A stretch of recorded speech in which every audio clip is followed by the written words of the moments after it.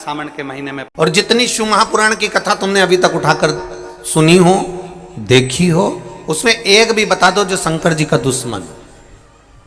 भस्मासुर शंकर जी का भक्त था, तारकासुर शिव जी का भक्त था, बाणासुर शिव जी का भक्त था, गजासुर शिव जी का भक्त था, शंखचूर्ण शिव जी का भक्त था, जलंधर शिव जी का भक्त था, रावण शिव जी का भक्त था,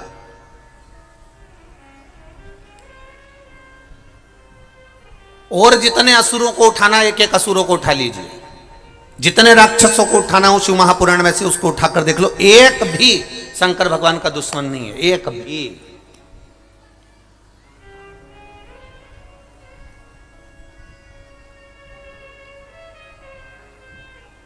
भस्मासुर,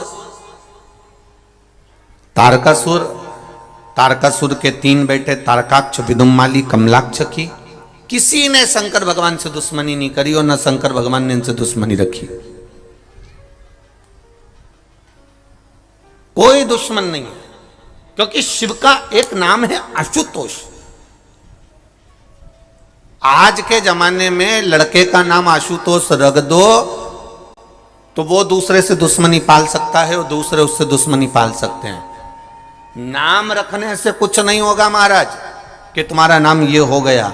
आशुतोष नाम रख लिया तुमने और तुम सोचो कि मैं उससे भेद कर रहा हूं, उससे द्वेष कर रहा हूं, वो मेरा भाई ने मुझे लूट लिया, मेरे भाई ने ऐसा कर दिया, मेरे भैया ने ऐसा कर दिया, मेरी भाभी ने ऐसा कर दिया, मेरी माता ने ऐसा कर दिया, मेरे पिता ने ऐसा कर दिया, साथी ने ऐसा कर दिया। नाम रखने से कुछ नहीं होगा। तुम सोचो कि नाम रख लिया और तुम आशुतोष हो गए, तो ये बहुत कठिन बात है साहब। आशुतोष का मतलब तो समझो, शिव पुराण के 24,000 श्लोक में से एक श्लोक ऐसा बता दो जो शंकर जी का दुश्मन था। कोई असुर, कोई राक्षस, कोई शिव जी का द्रोही था, कोई दुश्मन था। तारकासुर भी शंकर भगवान का दुश्मन नहीं था, जलंधर भी शिव जी का दुश्मन नहीं था, बाणासुर भी शंकर भगवान का दुश्मन नहीं था। ये जितने असुरों की लिस्ट निकालोगे, जितने राक्षसों की लिस्ट निकालोगे, इन लिस्ट में आप देखोगे कि इन सबने शिव जी की भक्ति करी है, इन सबने शंकर का भजन करा। ये दुश्मन है ही नहीं, ये द्रोही है ही नहीं, इनमें दुश्मन का कोई भाव है ही नहीं। जिसका कोई दुश्मन नहीं होता, अर्थात सामने वाला व्यक्ति भले मन में थोड़ा सा बैर उत्पन्न कर ले, पर महादेव किसी के प्रति बैर उत्पन्न नहीं करते। इसलिए शिव जी का नाम एक है जिसको लोग क्या कहते हैं, जम के बोलो जरा, आशुतोष कहते हैं, क्योंकि बैर नहीं है। अब एक एक राक्षसों का चरित्र उठाकर देखिएगा। भस्मासुर का चरित्र उठा लो पहले, और भस्मासुर के चरित्र को देखिए। कौन था यह भस्मासुर? एक राजा जिसने शिव जी को प्रसन्न करने का मन में ठान लिया था। इतनी सेवा करी भगवान शंकर की, इतनी सेवा करी, इतनी सेवा करी, शिव जी प्रसन्न हो गए। मांग तुझे क्या चाहिए? शंकर भगवान ने कहा आपके कैलाश पर मुझे कोई सेवा दे दो। जैसे कोई आकर करे, भैया बताओ, आपने कौकड़ी में कथा चल रही है, जायसवाल जी बताओ जरा मुझे क्या करना पड़ेगा, बताओ मेरे लिए कोई सेवा हो तो बताओ। तो इन्होंने कह दिया साहब आप एक काम करो कि जो भी भगत आए इनको चाय पिला दो।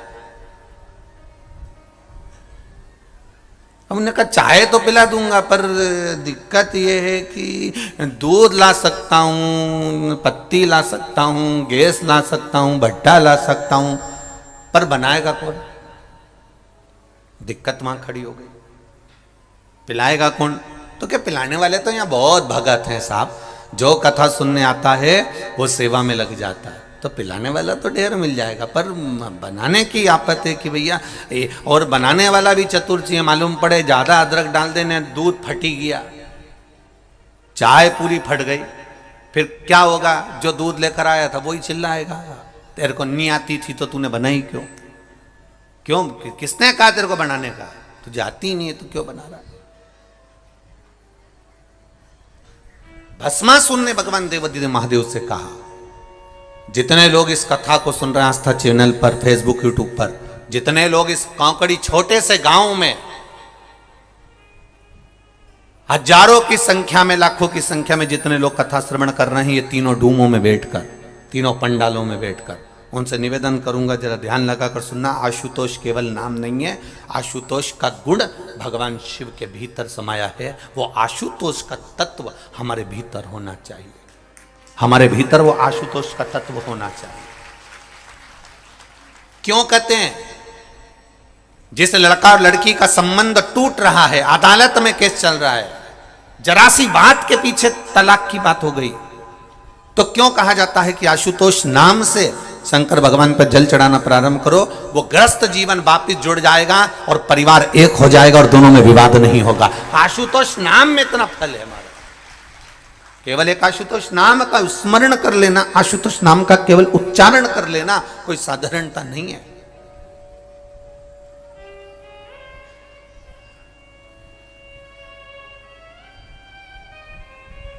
जब बहुत क्लेश अपार क्लेश होता है, पति पत्नी में झगड़ा होकर पत्नी मायके भी चली जाती है, पति अपने घर पर रह जाता है, एक दूसरे का फोन आना बंद हो जाता है, एक दूसरे से बातचीत बंद हो जाती है, कोई पत्र व्यवहार नहीं होता, 6 महीना 8 महीना साल भर 1.5 साल हो गया, ना पति सुध ले रहा ना पत्नी सुध ले रही, तो उस जगह पर ही आशुतोष भगवान कार्य करते हैं। उस समय पर आपका एक लोटा जल शंकर भगवान को जब चढ़ाने के लिए जाते हो, और जल चढ़ाते समय जब शिव जी को आशुतोष कहकर जल समर्पित करा जाता है, जल का पात्र जब भरा जाता है, तो इस पात्र को जब इस तरह से चढ़ाते हैं तो वो आशुतोष का स्मरण कर कर किया जाता है। तब कितना भी विवाद हुआ हो, दोनों पक्ष में से किसी न किसी एक पक्ष की ओर से फोन आना चालू हो ही जाता है। आशुतोष शब्द ही एक आनंद है, आशुतोष उच्चारण ही एक सुख का उच्चारण।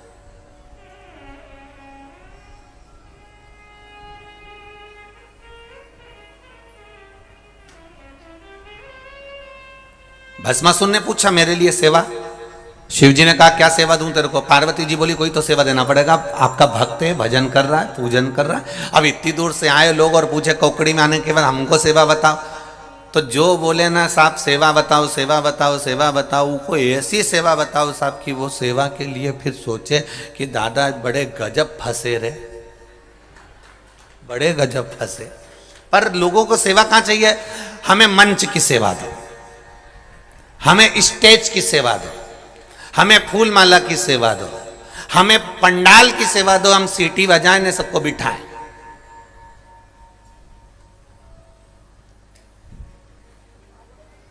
फिर अगर ये सेवा नहीं मिले तो जहां भोजन का काम हो वहां पर माइक पकड़ने की सेवा दो। ये सेवा नहीं बने तो फिर हमको जो है सबको भोजन परोसने की सेवा दो। और उससे भी बड़ी सेवा कही कि हम बर्तन यहां से हम लोगों से कहेंगे बर्तन उठा के वहां रखो, प्लेट उठा के वहां रखो, तो ये सेवा हमारी। अब इतनी बड़ी बड़ी सेवा लोगों ने ले ली, फिर इससे जो बड़ी सेवा है कि साहब, इससे बड़ी जो सेवा है कि साहब वो देख के आओ पूरे पंडाल में कहीं गंदगी तो नहीं है पड़ी, कहीं कचरा तो नहीं पड़ा, तो इतने में वो कह देगा बताओ, हमें बोल रहा है कचरा देखने का, हमें बोल रहा है गंदगी देखने के लिए, सारी अच्छी अच्छी सेवा इनको दे दी और वो सेवा हमको दे दी। पर देखा जाए शिव महापुराण की सबसे बड़ी सेवा है कि जहां कथा सुनने बैठे हो वहां कोई गंदगी तो नहीं है, वो भी हमें ही देखना। स्वच्छता का ध्यान रखना भी हमारा फर्ज है, स्वच्छता का ध्यान रखना हमारा कर्तव्य।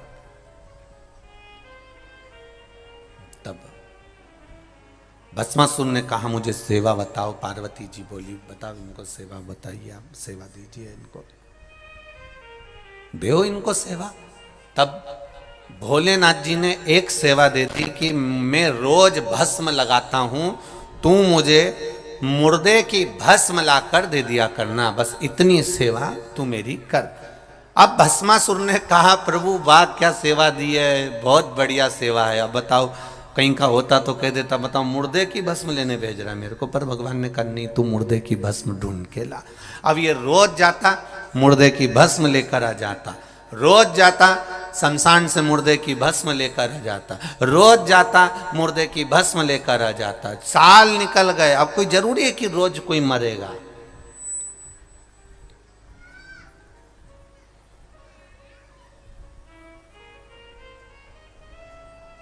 अब कोई जरूरी कि हर कोई रोज ही मरेगा है? भाई दूल्हा एक बार बनता है, दुल्हन एक बार बनती है,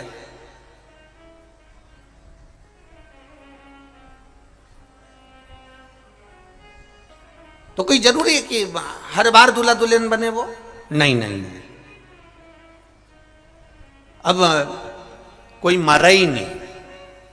भस्मासुर ने अपनी पत्नी से कहा आज सवेरे से घूम रहा हूं पर कोई मुर्दे की भस्म ही नहीं बन रही, मिल ही नहीं रही। पत्नी ने कहा सद्दूर देखिए आए, आओ हर जगह पर गए थे, सब जगह हो जाए, हाँ, पर मुर्दे की भस्म ही नहीं मिली।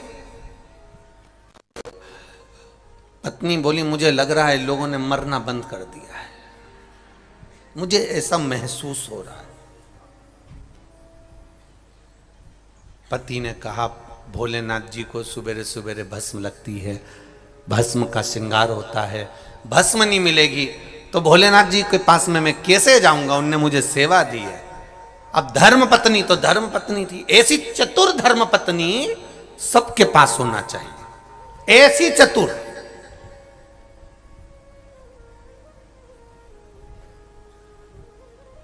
लोगों को लगता जरूर है कि गणेश जी के पास में रिद्धि सिद्धि है, नारायण जी के पास में लक्ष्मी है, भगवान ब्रह्मा जी के पास में ब्रह्माणी है, ब्रह्मा जी के पास में ब्रह्माणी है, भगवान विष्णु के पास में लक्ष्मी है, गणेश जी के पास में जम के बोलो रिद्धि सिद्धि है, और हमारे पास में जिद्दी है।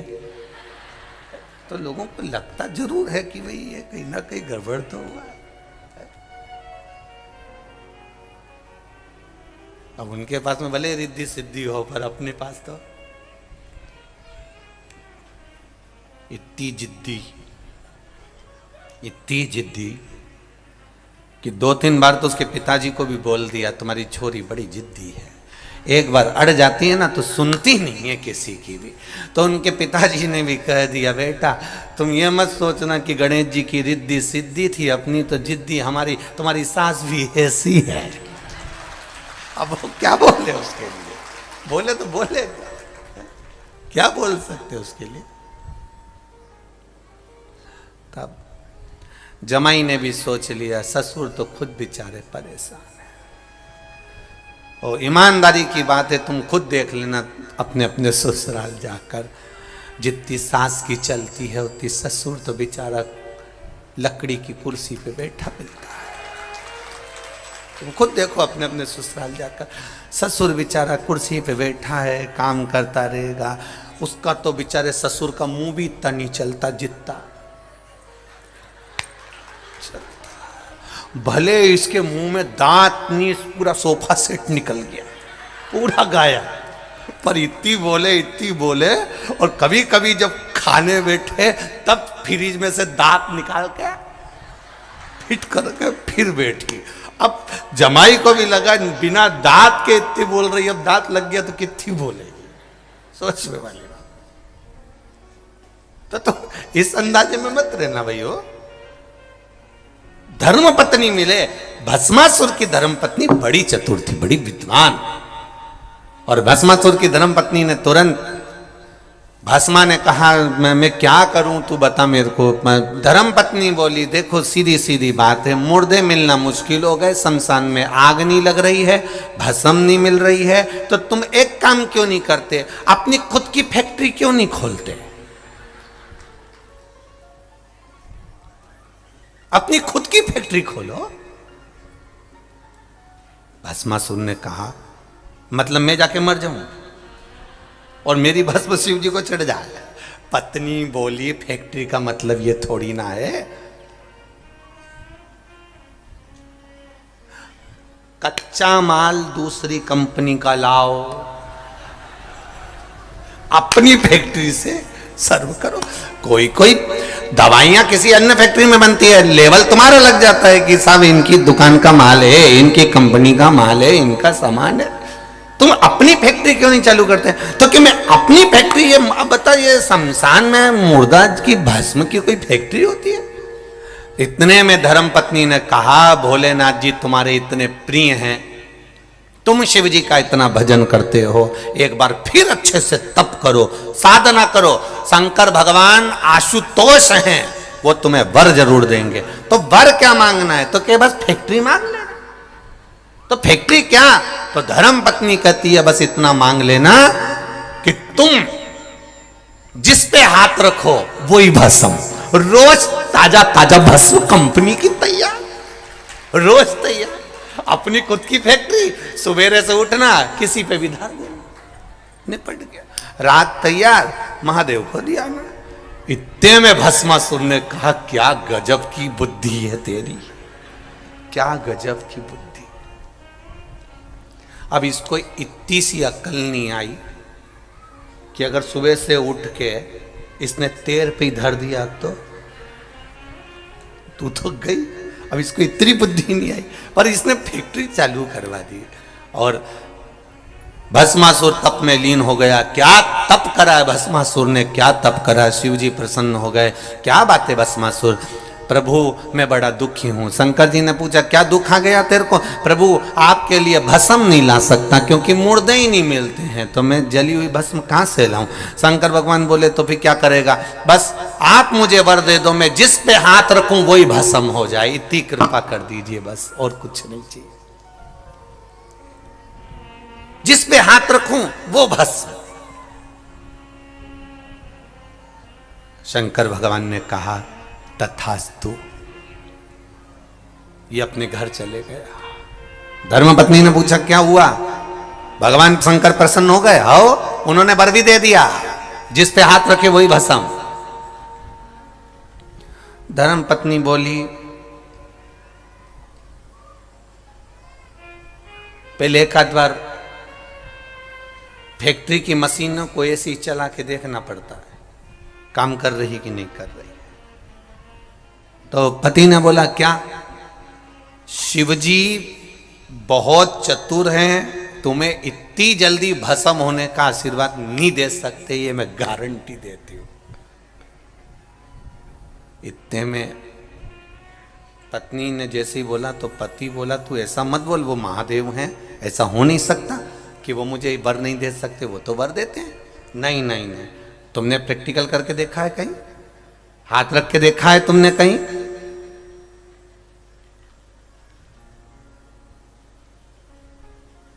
पहले फैक्ट्री का मुहूर्त श्री गणेश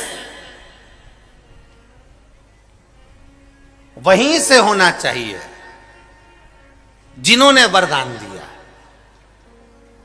मतलब शंकर जी के ऊपर पहले हाथ रख के देखो, अगर वो भस्म हो जाए तो समझ लो कि तुम्हारा आशीर्वाद तुम्हें अच्छा मिल गया, और नहीं हो तो समझ लो ने झूठा वरदान दिया। अब भस्मासुर वापिस पहुंच गया। हर हर महादेव। शंकर भगवान ने पूछा दादा कैसे आ गया? कुछ नहीं, आपके ऊपर हाथ रख के देखना है। शिव जी बोले क्यों?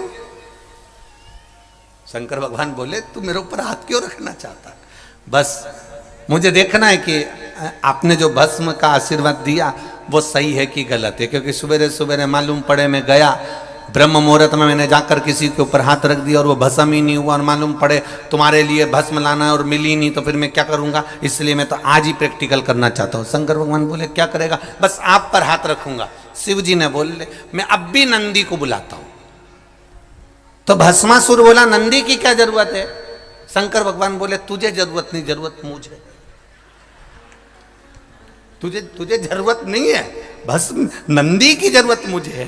तो तुम नंदी से क्या करोगे? शंकर भगवान बोले रुक तो जा। और जो शंकर जी ने डमरू खड़काया, जो डमरू बजाया, नंदी आया, शंकर भगवान बैठे नंदी पे, और नंदी पे बैठे और नंदी से बोले ऐसी जगह ले जा जहां ये भस्मासुर नहीं आए, ऐसी जगह। प्रभु कारण क्या है? शंकर जी ने कहा मैंने भस्मासुर को वर दे दिया कि जिस पे हाथ रखेगा वो भस्म हो जाएगा, वो मेरे ऊपर रखने आ रहा है। इतने में नंदी तो पहले ही भग लिए, सबसे आगे नंदी और पीछे मेरे देव अधिदेव महादेव। शंकर जी ने कहा नंदी कहां जा रहा है? नंदी बोले प्रभु रुको, पूरे घर के लोगों को बता के आ रहा हूं कि भस्मासुर जहां मिले तो दूर हट जाना, इसके बाद तुम्हारे पास आ रहा हूं। सबको किया है। गणेश जी रिद्धि सिद्धि को लेकर चले, कार्तिकेय बाबा चले, पार्वती मैया चली देवाधिदेव महादेव के पास में। महादेव बोले पार्वती जी से तू क्यों आई मेरे पास में, कि वो उस भस्मासुर को आपने वर दे दिया। शंकर भगवान बोले वो तो मैं निपट लूंगा, तू तो अंदर जा, तू चिंता मत कर। शिव जी अब नंदी के साथ भागे। महाराज भगवान नारायण ने देख लिया कि ये महादेव भागते हुए आ रहे हैं।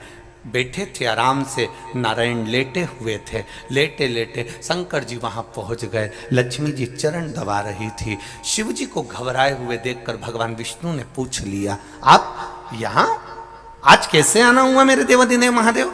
शंकर भगवान बोले मैंने वरदान दे दिया। नारायण बोले आपकी तो आदत ही है वरदान देने की, ये तो आप पे बड़ी कृपा है, आपका नाम आशुतोष है, इसलिए आप वरदान दे देते हो, शीघ्र प्रसन्न हो जाते हो। आपने वर दे दिया, बड़ी प्रसन्नता की बात है, उसमें घबराना क्या। शंकर भगवान ने बोले कि मैंने जिसको वर दिया उसको भस्म होने का वर दिया कि जिस पे हाथ रखेगा वो भस्म हो जाएगा, तो उसमें टेंशन क्या है। भगवान शंकर बोले वो इधर ही आ रहा है। भगवान नारायण लेटे थे बैठे हो गए, अभी लेटे थे अब बैठ गए। बैठे और लक्ष्मी जी ने तुरंत भगवान विष्णु से कहा मैं अंदर जा रही हूं। नारायण बोले तू क्यों अंदर जा, भरोसा नहीं उसका, वो मेरे को देख के हाथ दे देता, इसलिए मैं चली। भगवान विष्णु ने उस समय पर फिर सुंदर स्त्री का रूप बनाया और उस भस्मासुर के साथ में नृत्य करते हुए हाथ सिर पर रखवाया। भस्मासुर स्वयं भस्म हो गया। देखिए भस्मासुर क्या द्रोही था शिव जी का? नहीं। तारकासुर को देखना, वो शंकर भगवान का द्रोही नहीं है। तारकाक्ष, विदुमाली, कमलाक्ष के शिव जी के द्रोही नहीं है। जितने हुए ये शंकर के द्रोही नहीं हुए, शिव के द्रोही नहीं है।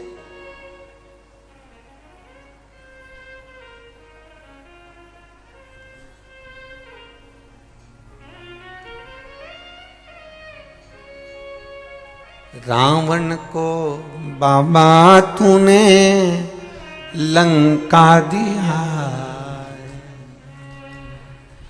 भस्मासुर को तूने कंकण दिया।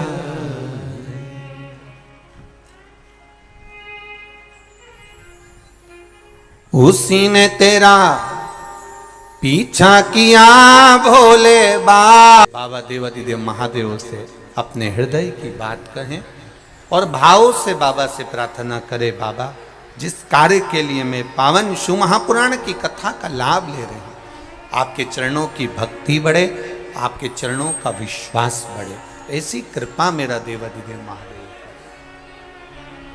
भाव से, दिल से, हृदय से भगवान देवाधिदेव महादेव से प्रार्थना करें।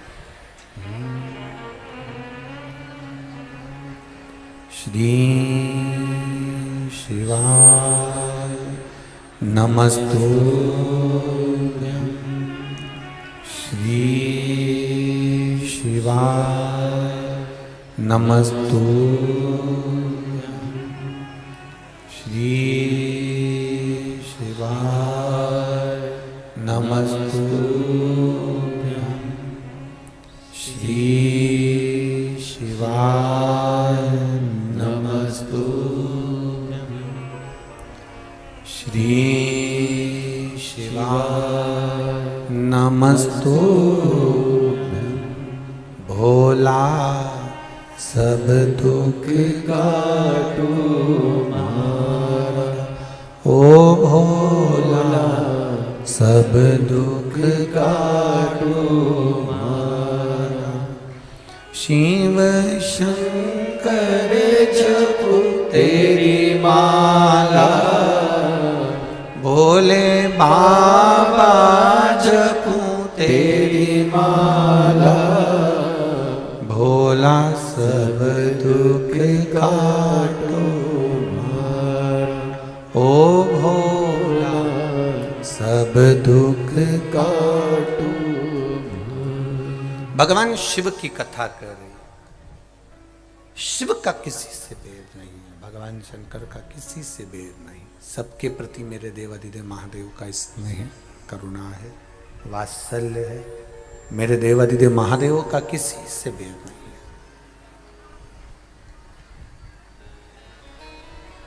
है। जितना बेर 33 कोटि देवी देवताओं का रहा है देवताओं से, ऐसा बेर कभी मेरे महादेव का नहीं रहा किसी से। शिव आशुतोष कहलाए। आप घर पर जाकर शिव महापुराण की पोथी को पढ़िएगा।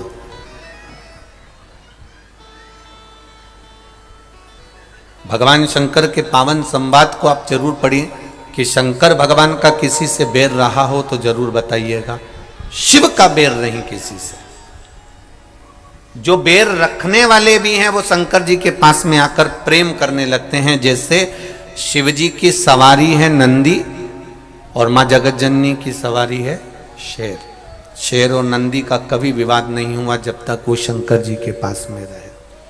मोर सर्प एक दूसरे के विरोधी हैं, फिर भी इनका बैर नहीं है।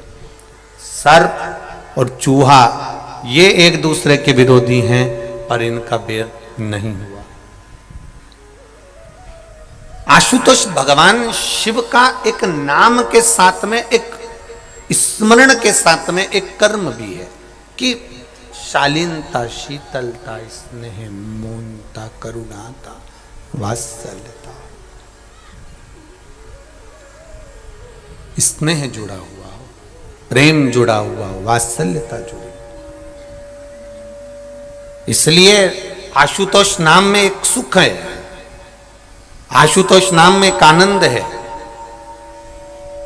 और अपने जीवन में एक बात हमेशा उतार कर रखिएगा, एक भाव में उतार कर रखिएगा कि जीवन में जब उलझन उत्पन्न हो रही हो, जब लग रहा हो कि ये मानव की देह, मानव का शरीर मिल जरूर गया पर उलझनों में अगर जीवन चल रहा है, तो उन उलझनों में तब देवाधिदेव महादेव के एक नाम का उच्चारण अवश्य करें। वो नाम है, जम के बोलो जरा, आशुतोष। उस नाम का स्मरण अवश्य करें। शंभु शरणे पड़ी मांगू घड़ी रे घड़ी, दुख काटो दया करी निदर्शन। ये शरीर भगवत भजन का सुख देने वाला। कितना सुंदर कहा है हमारे संतों ने, 24 घंटे हैं, 24 घंटे भगवान ने दिए हैं। ये 24 घंटे, 24 घंटे में से थोड़ा सा समय निकालकर परमात्मा को दो। चलते समय में भगवान ये कभी नहीं कहता कि तुम अलग से कोई समय दो। भगवान कह रहा है 24 घंटे में जो समय तुम्हारे पास में है, उस समय में से थोड़ा सा समय निकालकर आप परमात्मा को दे दीजिए। अलग से भगवान को कुछ नहीं चाहिए, अलग से भगवान लेना भी नहीं चाहते। भगवान तो कहते हैं जो तेरा चल रहा है उसी चलते में काम करो।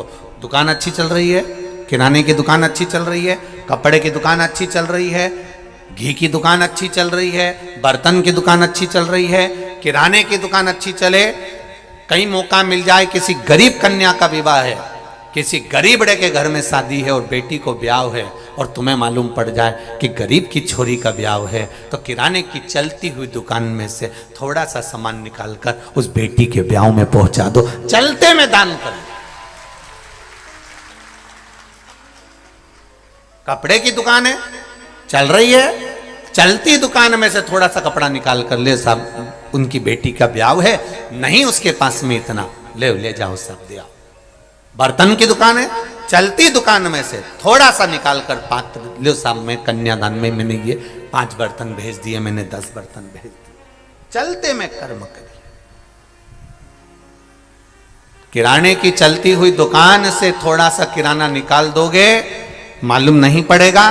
कपड़े की दुकान में से, चलती हुई दुकान में से थोड़ा कपड़ा निकाल दोगे, मालूम नहीं पड़ेगा। उसी तरह बर्तन की चलती हुई दुकान में से थोड़ा सा बर्तन निकाल दोगे, मालूम नहीं पड़ेगा। उसी तरह इन 24 घंटे जो चलते रहते हैं, इन 24 घंटे में से अगर 3 घंटा महादेव के लिए निकाल दोगे तो मालूम नहीं पड़ेगा।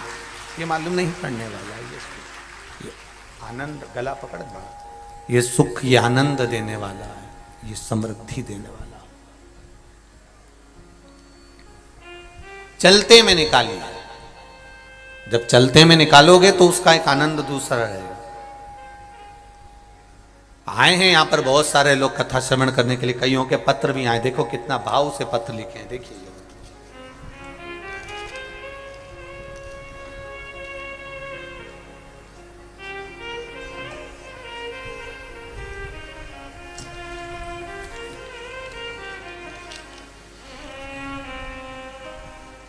जानकी वर्मा,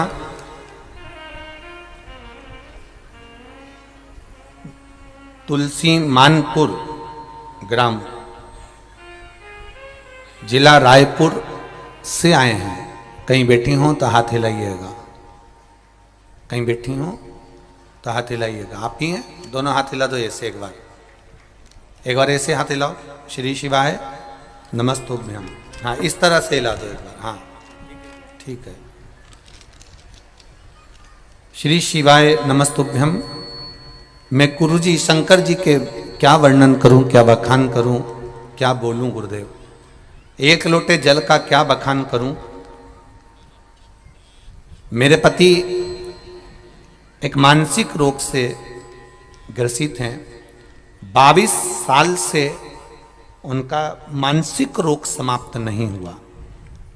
प्रतिदिन दवाई खाते हैं, ठीक से सो भी नहीं पाते थे। इस लॉकडाउन में आपकी शिव महापुराण की कथा सुनी और शंकर जी पर 1 लोटा जल चढ़ाना प्रारंभ करा। एक बेलपत्री चढ़ाती, देवाधिदेव महादेव को चढ़ाना प्रारंभ करा। आप कहते हो सारी समस्या का हल 1 लोटा जल है, तो मैंने भी सोचा कि अब लॉकडाउन में कथा आ रही है, कहीं जा नहीं सकते। और पति 22 साल से मानसिक रोग से ग्रसित थे, सोते नहीं थे, रात भर जगते रहते थे। हरकतें मानसिक रोग वाले व्यक्ति की क्या होती है ये आप भी जान सकते हैं। 22 साल से ये ग्रसित थे। तब मैंने शिवजी पर 1 लोटा जल चढ़ाना प्रारंभ करा, एक बेलपत्री चढ़ाना प्रारंभ करा और वो बेलपत्री चढ़ाकर लेकर आती, शिवजी का चढ़ा हुआ जल में लेकर आती और उनको देना चालू करा। कई बार उन्होंने नहीं भी खाया तो भी मैंने उनको खिलाया।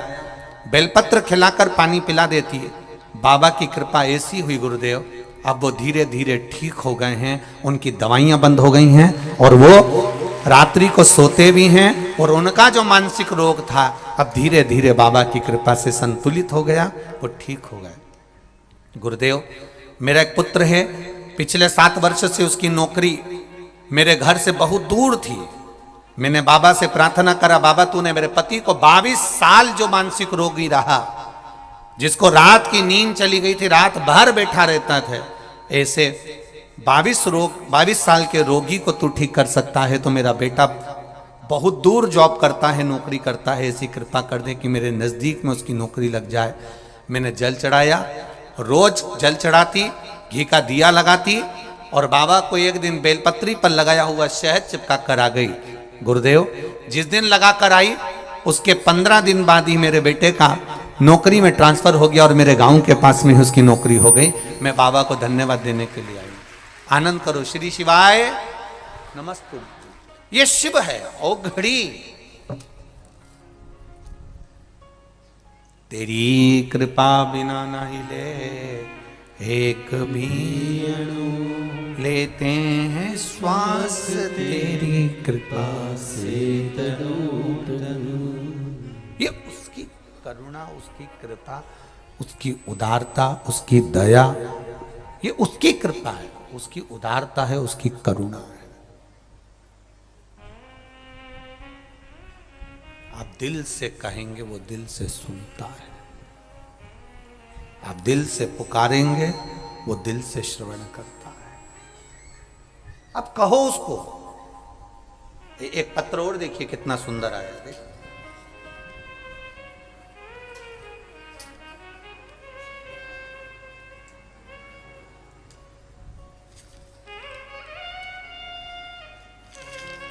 पत्र तो सभी बहुत सुंदर सुंदर लिखे हैं।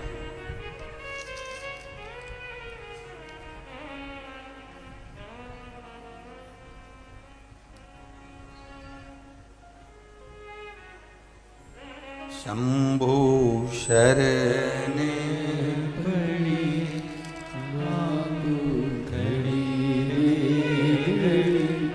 दुख काटो दया करी मेरे शरण आपो। शंभु शरणे पड़ी मांगू घड़ी दुख काटो दया करी दर्शन आपो। ओ दया करी दर्शन आपो। मेरा नाम किरण सेन, पति मोहन सेन, ग्राम ओरेठी, जिला बालोदा बाजार, छत्तीसगढ़ से हूँ। कहीं बैठी हो तो हाथ हिलाइएगा, कहीं बैठे हो तो हाथ अवश्य हिलाएं। जहां कहीं भी बैठे हो हाथ हिलाइएगा। मेरा नाम किरण सेन, दोनों हाथ ऐसे हिला दो एक बार। श्री शिवाय नमस्तुभ्यम। मेरा नाम किरण सेन, पति मोहन सेन, ग्राम ओरेठी, जिला बालोदा बाजार, छत्तीसगढ़ से हूँ। मेरी उम्र 42 वर्ष है। गुरुजी, मेरे शिव शंभू की महिमा का क्या बखान करूं। मेरे बाबा महाकाल की महिमा का अनंत, महाकाल की कृपा अनंत और आनंद में है। गुरुदेव,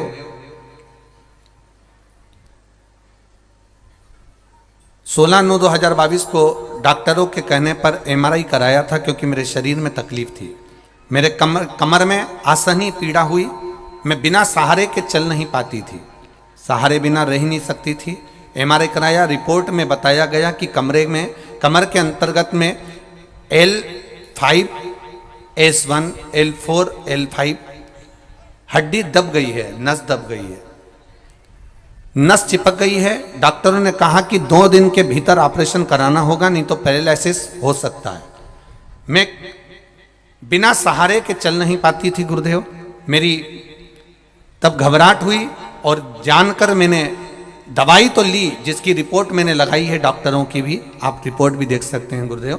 मैंने दवाइयाँ लेना प्रारंभ करी। डॉक्टर ने कहा 2 दिन के अंदर ऑपरेशन कराना है। मैंने वो दवाई लेकर बाबा देवादिदेव महादेव को दी, बाबा कुंदकेश्वर महादेव का नाम लेकर दवाई लेना चालू करा। और 1 लोटा जल, 1 लोटा जल और 1 बेलपत्र बाबा देवादिदेव महादेव को चढ़ाया। उस जल को और बेलपत्र को भी खाना प्रारंभ करा। गुरुदेव, बाबा की ऐसी कृपा हुई, जिन्होंने कहा था डॉक्टर सामने कि इसका ऑपरेशन जरूरी है, 15 दिन के भीतर बिना सहारे के खड़ी हो गई। और आज मैं बिना सहारे के चलकर बाबा के धाम में या भाटा पा रखे इस बालोदा बाजार के नजदीक में शिव महापुराण की कथा को श्रवण करने के लिए आई हूं। बैठिए बहन। श्री शिवाय नमस्तुभ्यम। हर हर महादेव। ये शिव तत्व है, ये औघड़ी है। ये मेरा देव अधिदेव महादेव है, ये मेरा शंकर करुणा सागर है। अब दिल से उसको पुकारेंगे, वो दिल से सुनेगा। अब दिल से उसको कहेंगे, वो दिल से स्वीकार करेगा।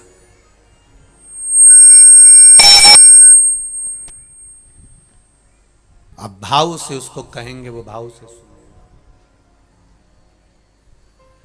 तेरी कृपा बिना न हिले एक भी अणु, लेते हैं श्वास तेरी कृपा से। आप मानो उसको, आप भावों से दिल से रिझाओ। एक लोटा जल,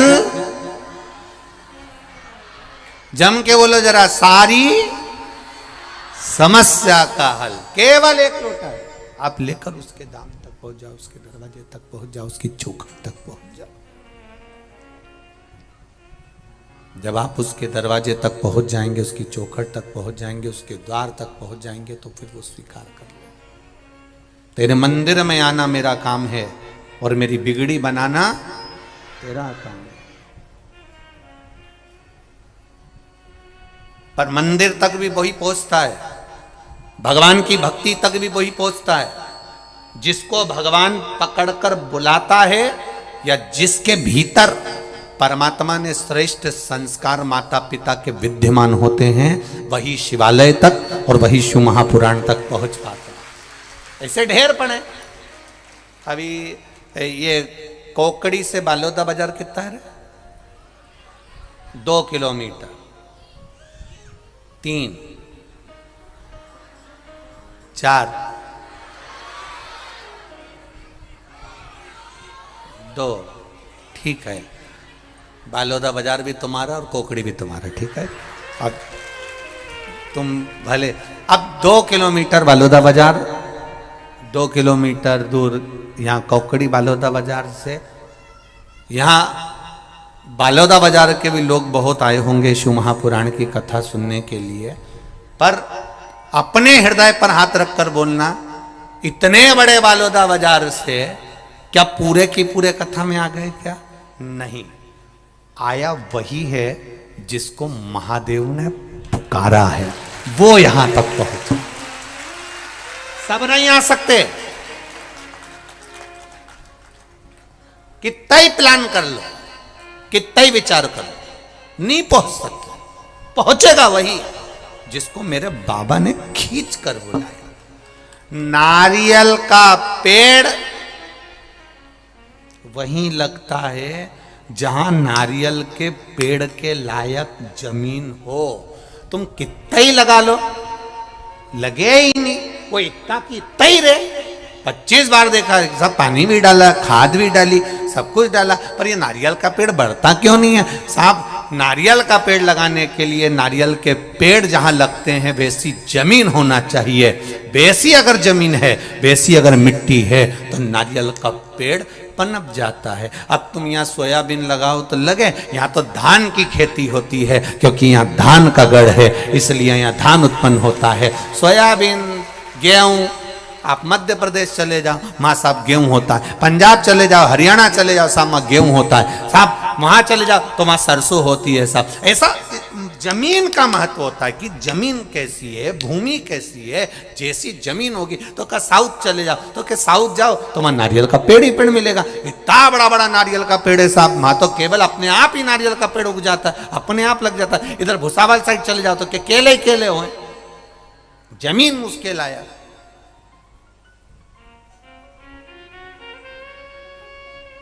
तो इतने बड़े बालोदा बाजार में सब नारियल के पेड़ हो जाएंगे क्या?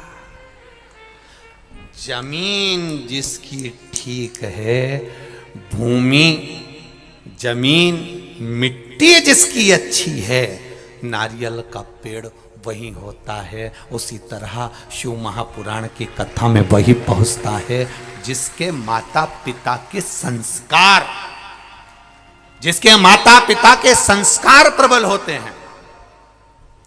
मिट्टी ठीक है तो नारियल का पेड़ भी ठीक है।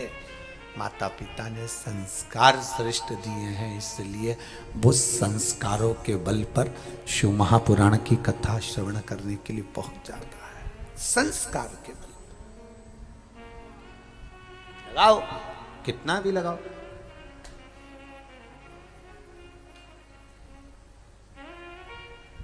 आशुतोष नाम के भगवान शंकर का किसी से बैर नहीं है, मेरे महादेव का किसी से भी नहीं। 2023 की प्रथम कथा 2023 की पहली कथा 2 जनवरी 2023 में चालू हो रही है और दिन भी मेरे बाबा का वार सोमवार, दिन भी सोमवार और कथा की शुरुआत भी, और कथा भी आशुतोष ये बता रही है किसी से वेर नहीं करना हमको, किसी से नहीं। घर में रहो, पत्नी पति के साथ रहे, पति पत्नी के साथ रहे, बेर का कोई काम ना रहे। भाई भाई के साथ रहे, बेर का कोई काम ना रहे। बहन भाई रहें, बेर का कोई काम ना रहे। अपनों के साथ रह रहे हो तो बेर का कोई काम ना रहे। किस चीज का बेर करना? भगवान विष्णु और असुरों का बेर रहा ब्रह्मा जी, और असुरों का बेर रहा इंद्र, और असुरों का बेर रहा, और मेरे देवाधिदेव महादेव का कोई बेर नहीं था। मेरे महादेव तो आशुतोष हैं। जो भी तारकासुर ने क्या मांगा था? शंकर भगवान के पुत्र के द्वारा मरूं, तो ये बेर होगा क्या? शिव जी के पुत्र के द्वारा। तो किसी ने पूछ लिया तारकासुर से, तूने ऐसा वर क्यों मांगा? तारकासुर कहते हैं महादेव शादी नहीं कर रहे थे, सती के जाने के बाद मेरे महादेव ने विवाह नहीं करा, तो मेरा मन था मैं जिसका भजन करता हूं उसको दुखी नहीं देख सकता, उसकी शादी होना चाहिए। इसलिए मांग लिया कि मरूंगा तो शंकर भगवान के पुत्र के द्वारा मरूंगा। जब ये तपस्या से उड़ जाएंगे, शादी कर लेंगे, बेटा होएगा, मैं मर जाऊंगा। अच्छा मांगा। तारकासुर भगवान शिव का भजन करता था, इसलिए माता पार्वती जी ने कह दिया था, सुन रहे कार्तिकेय, तारकासुर को मारना मना नहीं, पर हृदय में बाण नहीं लगना चाहिए। वहां मेरा महादेव रहता है, मेरा शिव रहता है, मेरा शंकर रहता है। जिसका दिल, जिसका मन, जिसका हृदय शंकर की कथा में, मेरे देवाधिदेव महादेव की कथा में खुल जाता है, उसको फिर हार्ट अटैक नहीं आता है, क्योंकि दिल में महादेव बैठा होता है। दिल में महादेव बैठा है, चित्त में महादेव बैठा है, भजन में महादेव बैठा है। फिर उसका दिल हॉस्पिटल में नहीं खुलेगा। बस एक बार अगर जिसने दिल लगा लिया, जिसने हृदय महादेव के इस पावन कथा में लगा लिया, महादेव की कथा में खोल लिया, फिर उसको कहीं खोलना, कहां खोलना उसको? एक किसी माता ने पत्र लिखा है, इतनी कर्जे में लदालूम हो गई थी, लिखा पत्र, वो पत्र ढूंढना पड़ेगा जी।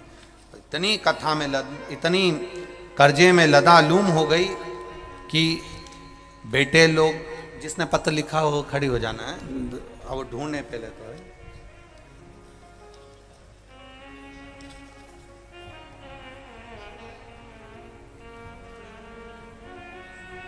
शंभु शरणे घड़ी रे घड़ी दुख काटो दया कर। गुरुजी, मेरा नाम अनसुईया साहू है, मेरे पति का नाम मोहन साहू है। मैं ग्राम दतान पलारी जिला बालोदा बाजार से हूँ। कहीं बैठी हो तो हाथ हिलाइएगा, कहीं बैठी हो तो हाथ हिलाइएगा, जहाँ भी बैठे हो।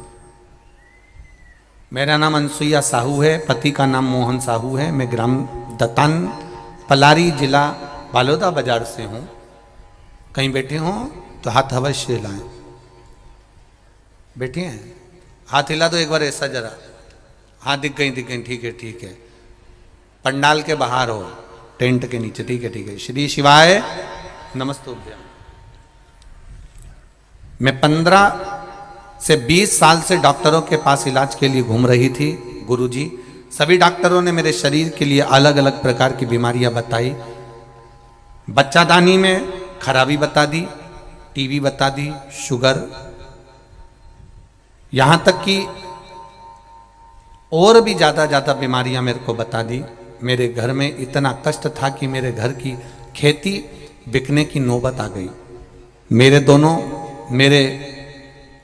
2 बेटे हैं गुरुजी, टेंशन में मेरे 2 बच्चे रहने लगे और इतना टेंशन कर लिया कि वो गलत व्यसन की ओर भी चले गए। मेरे घर में पैसा भी नहीं ठहरा।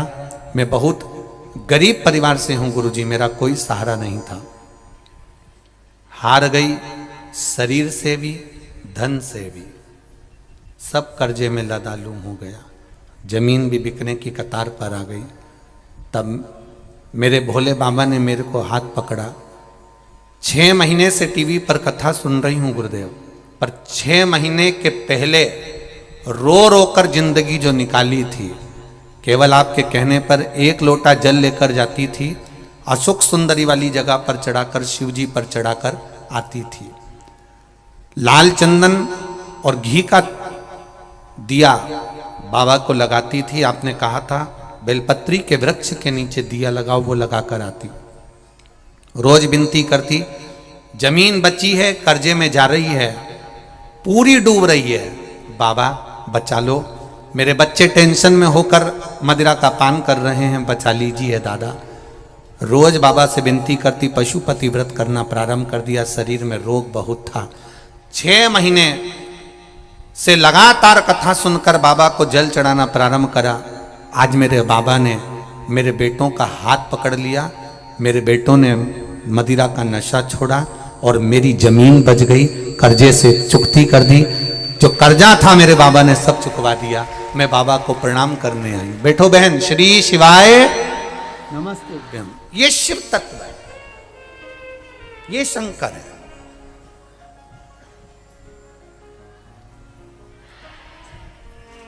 उसकी कृपा, उसका विश्वास, उसका भरोसा। और जितने लोग यहां कथा सुनने आए हो, ये तीनों पंडाल और पीछे के पंडाल जितने तुम भर कर बैठे हो, इतना विश्वास मानकर सुनना।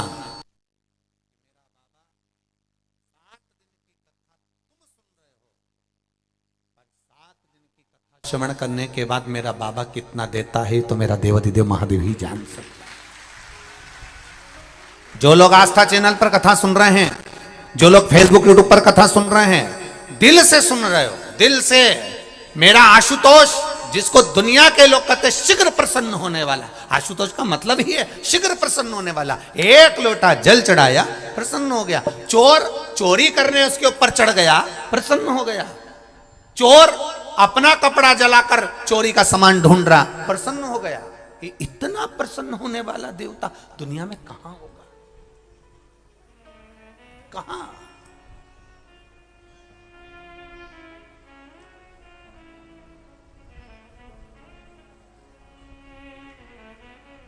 कहां मिलेगा वो ऐसा सरल, सहज, आनंद देने वाला?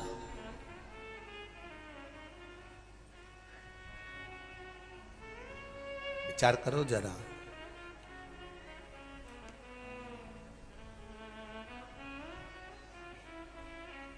जलंधर वृंदा के पति, जिसका द्वेष भगवान नारायण के साथ में,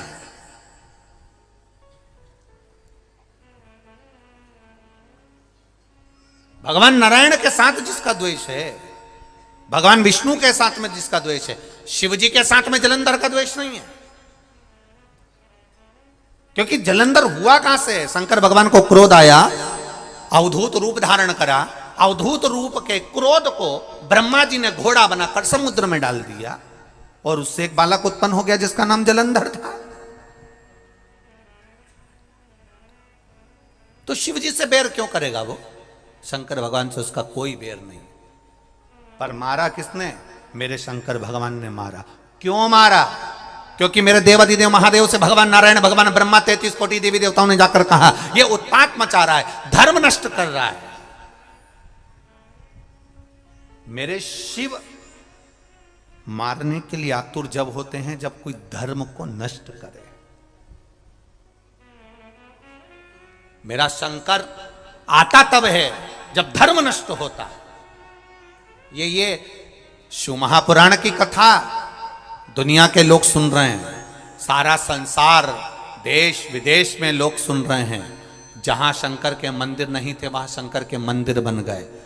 जो शिव के मंदिर टूट रहे थे, उन शिव के मंदिर को लोगों ने बचाना प्रारंभ कर लिया। जिन मंदिरों में धूल जमी होती थी, उस मंदिर में जाना प्रारंभ कर दिया। जिस मंदिर में कोई नहीं जाता था, कुत्ते बैठे रहते थे, वो मंदिर साफ होकर आज भक्तों ने जाना प्रारंभ कर दिया। कारण क्या है?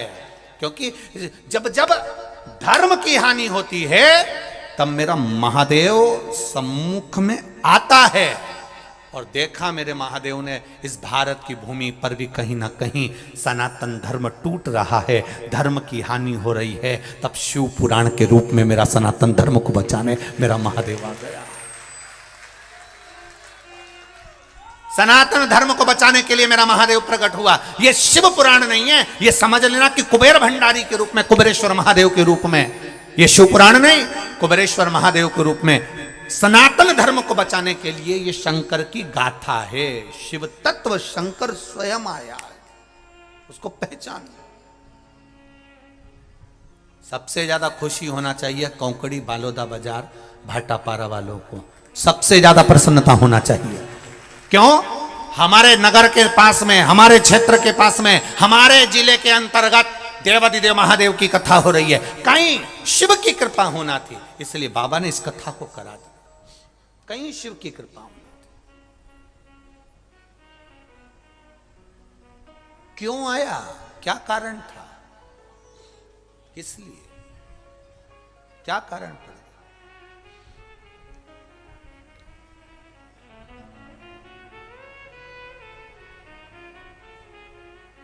साहब,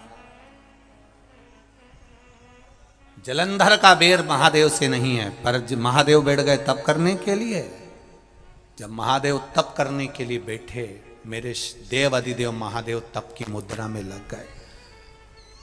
नंदी को मालूम पड़ा कि मेरे भोलेनाथ आज काशी से घूम कर आए हैं, शरीर बहुत, मेरे देव अधिदेव महादेव काशी से आए हैं, तो जरूर अभी दूर से आवे तो थक जावे, कैलाश आए हैं।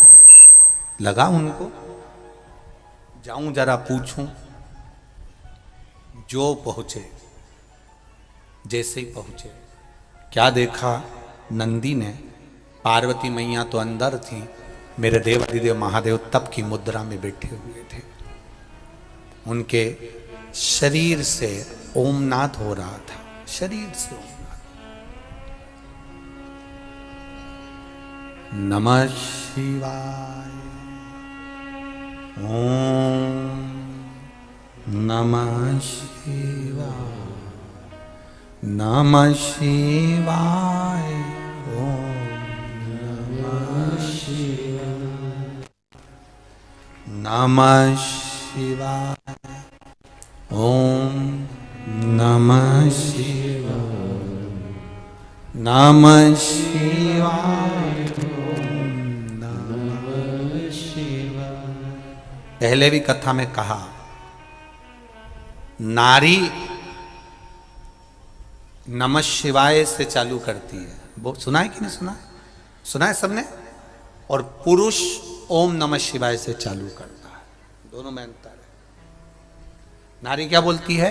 नमः शिवाय, ओम नमः शिवाय, नमः शिवाय, ओम नमः शिवाय। और पुरुष जो गुणगान करता है वो ओम नमः शिवाय, ओम नमः शिवाय, ओम नमः शिवाय, ओम नमः शिवाय। दोनों के गुणगान में शिव बैठे हैं, मेरे महादेव बैठे हैं, कैलाश पर्वत पर विराजमान है। मेरे देवादिदेव महादेव शंकर आनंद के साथ बैठे थे, तप मुद्रा में थे। शब्द निकल रहा शरीर में से, ओम नाद निकल रहा शरीर में से, शरीर में से ओम नाद निकल रहा।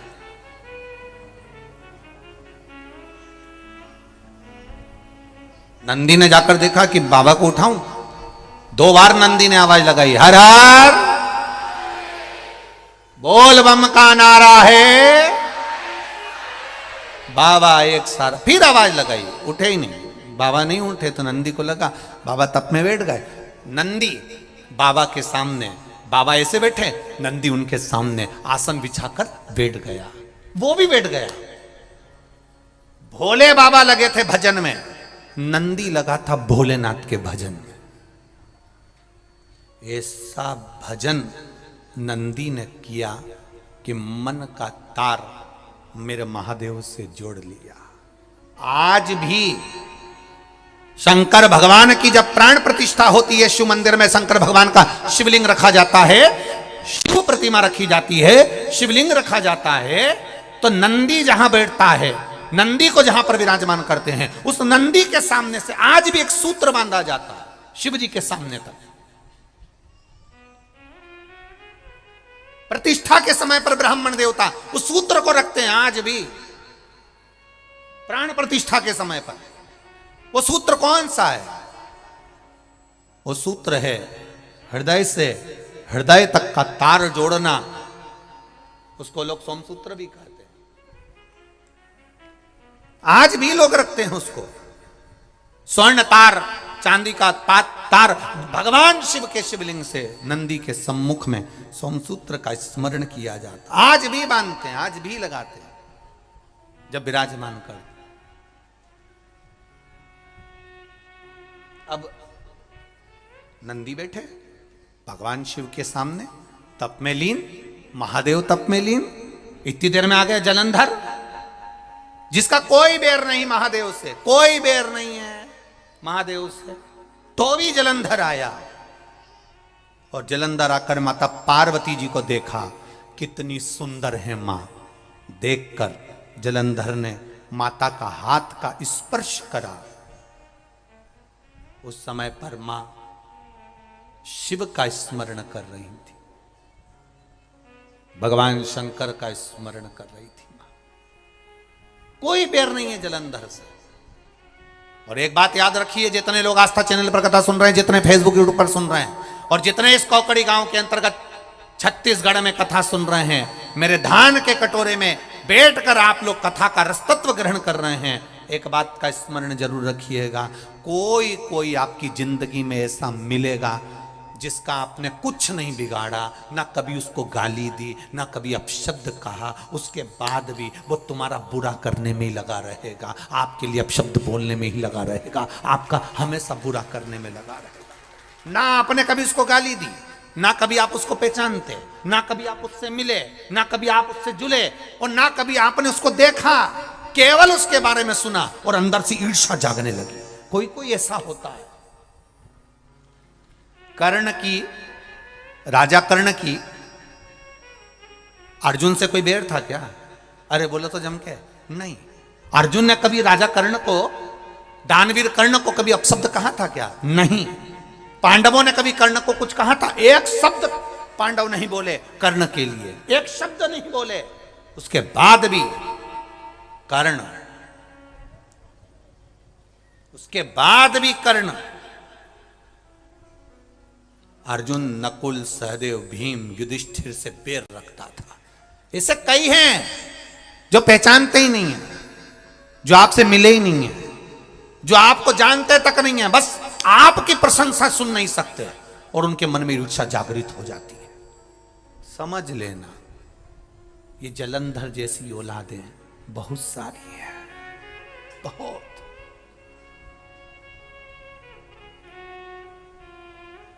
कितना बड़ा संवाद है शिव महापुराण का, कभी ध्यान से सुनिएगा। स्वयं माता लक्ष्मी ने भगवान नारायण से कह दिया था, स्वयं रुक्मणी जी ने भगवान कृष्ण से कह दिया था। रुक्मणी जी भगवान कृष्ण से कह दिए एक बार, ठाकुर मेरे लाडले, मेरे कृष्ण, आपसे एक बात कहना चाहती हूं। भगवान ने कहा, बोल क्या कहना चाहती है रुक्मणी? रुक्मणी जी कहती हैं, मैं ये कहना चाहती हूं कि कर्ण इतना बड़ा दानवीर था, इतना दान देता था, इतना बड़ा दानवीर कहलाता था, कर्ण जैसा कोई दानी नहीं हुआ संसार में। अर्जुन भी उसके आगे फीका था, अर्जुन भी उसके आगे फीका था। फिर कर्ण जब इतना बड़ा दानी था तो ऐसी मौत क्यों मरा? कीचड़ में, खड्डे में उसका रथ का पहिया जाता है, वो गिर जाता है और बाणों से छन्नी हो जाता है। क्या कारण क्या है भगवान कृष्ण से रुक्मणी जी पूछ रही है कि कर्ण इतना बड़ा दानवीर था, इतना बड़ा पुण्यात्मा था, इतना सत्कर्मी था, फिर खड्डे में गिरकर, पानी के खड्डे में गिरकर मरा। कारण क्या था? क्या कारण था? कई लोग कहते हैं वो तो बहुत भजन करता है, एक्सीडेंट हो गया, मर गया, इतना बड़ा भजन करने वाला, उसके साथ ऐसा कैसे हो गया? वो तो बहुत दान करता था, इतना अच्छा था, ऐसा मर गया। बताओ बेचारा इतना अच्छा था और इस तरह से मरा। हमको दया आती है तो रुक्मणी जी को क्यों नहीं दया आएगी? माता रुक्मणी के हृदय में यह बात पहुंच गई और रुक्मणी जी ने भगवान द्वारकाधीश से पूछा। आज हस्तिनापुर जाने से पहले आपको बताना पड़ेगा कि राजा कर्ण ने ऐसा कौन सा कारण कर दिया था जो राजा कर्ण इस तरह से मरा है। वो तो दानवीर था, पुण्यात्मा था, इतना दान देता था, इतना सत्कर्म करता था, फिर ऐसा क्यों मरा है? भगवान द्वारकाधीश ने कहा रुक्मणी तुम नहीं जान सकती, तुम्हें क्या बताऊं? नहीं, रुक्मणी जी बोली तुम्हें बताना पड़ेगा। तब भगवान कृष्ण ने कहा रुक्मणी एक कारण सुन। दानवीर है ना कर्ण, बहुत दानी है ना कर्ण, खूब दान देता है ना कर्ण, हाँ, तो उसकी मौत ऐसे कैसे हो गई?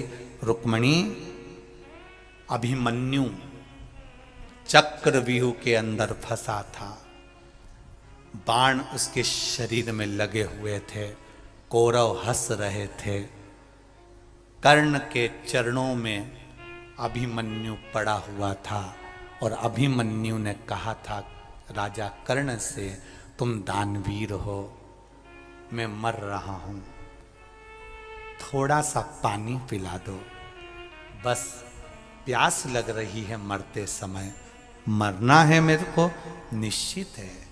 राजा कर्ण को गुस्सा आया।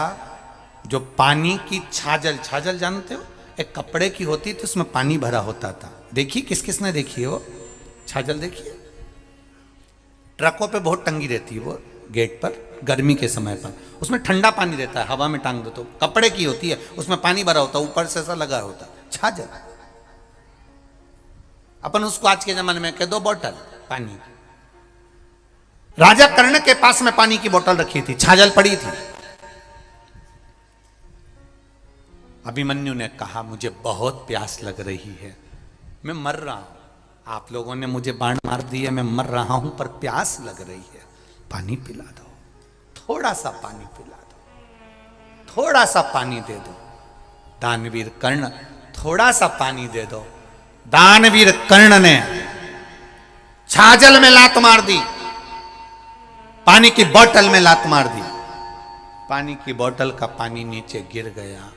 अर्जुन पानी को देख देख कर तड़प तड़प कर मर गया, मर गया। भगवान कृष्ण ने रुक्मणी जी से कहा, जिंदगी भर उसने सोना दान करा हो, चाहे चांदी दान करी हो, चाहे हीरा दान करा हो, पर मरने वाले व्यक्ति को एक बूंद पानी नहीं पिला सका, तो इससे बड़ा पापी कौन होगा? जिस पानी को मांग कर अभिमन्यु मरा है, उसी पानी के खड्डे में ये गिरकर मरेगा। ये कर्म का दंड है, भोगना पड़ेगा। ये कर्म का दंड है, भोगना पड़ेगा। और जिस छाजल का पानी गिरा था, वो छाजल के पानी पर जब रथ चलना प्रारंभ हुए, वहां खड्डा होते गया, खड्डा होते गया, खड्डा होते गया, खड्डा होते गया। और अभिमन्यु जिस छाजल के जल के खड्डे से खड्डा हो गया रथ चल चल के, और कर्ण रथ भगा रहा था, खड्डे में रथ गिर गया और कर्ण नीचे गिरा और मारा गया। देखिए उस पानी ने कितना कमाल कर दिया, एक बूंद पानी प्यासे को नहीं पिला सकता, प्यासे को। जोड़ जोड़ जोड़ जोड़ के मर गए, अंत में इतने बड़े फोटो घर में और दुकान में टंग गए। क्या करा जिंदगी में? केवल जोड़ा, जोड़ा पत्नी के लिए, जोड़ा बच्चों के लिए, 4 व्हीलर गाड़ी बच्चों के लिए, पत्नी के लिए, परिवार के लिए, कुटुंब के लिए, दुकान 1 से 4 कर ली, 4 से 6 कर ली, व्यापार बढ़ाते गए बढ़ाते गए। व्यापार बढ़ रहा है, उम्र बढ़ रही है, पर भजन घट रहा है। भजन मत घटने देना। 24 घंटे भगवान का भजन नहीं कर सकते, मत करो। एक लोटा जल लेकर महादेव के मंदिर में चले जाना, 5 मिनट लगेंगे, श्री शिवाय नमस्तुभ्यम कहकर चढ़ा देना, बस उसके दरवाजे से होकर आ जाना। वो 5 मिनट तेरे 5 वर्ष की जिंदगी को संवार देंगे, ये निश्चित है। 5 मिनट से ज्यादा नहीं लगता, 5 मिनट 10 मिनट। मंदिर अगर दूर होगा तो 10-12 मिनट लगेंगे। वैसे तो मुझे विश्वास है कि छत्तीसगढ़ की पावन धरा पर आप लोग कथा सुन रहे हैं, और जितने लोग आस्था चैनल पर, फेसबुक, यूट्यूब पर सुन रहे हैं, ये मेरा विश्वास कहता है, जहां जहां रह रहे हो वहां दूसरे भगवान का मंदिर मिले चाहे नहीं मिले, पर पेड़ के नीचे, ओटले पर, कहीं ना कहीं तुम्हारी सोसाइटी में, कॉलोनी में, मंजिल में, कहीं ना कहीं तो छोटा ना छोटा शिवालय जरूर होगा। वहां एक लोटा जल चढ़ाना प्रारंभ करो, कटेगा दुख, काटेगा मेरा आएगा, बाबा आएगा। अभी कथा में कहा था, मालेगांव की कथा में, बच्चे को डराना हो तो कह दो बाबा आ गया, बच्चा रोना बंद कर देता है। उस तरह दुख बहुत हो और तुम्हें लग रहा है कि बहुत दुख है, तो याद रखना बाबा, जम के बोलो, आएगा। बाबा आएगा तो बच्चा रोना बंद कर देता है, बाबा आएगा ये सुनकर हमारा दुख भी कट जाता है कि मेरा शंभू मेरे साथ में है, मेरा शंकर मेरे साथ, मेरा ओघड़ी मेरे साथ में आए। बुरे नहीं सकता।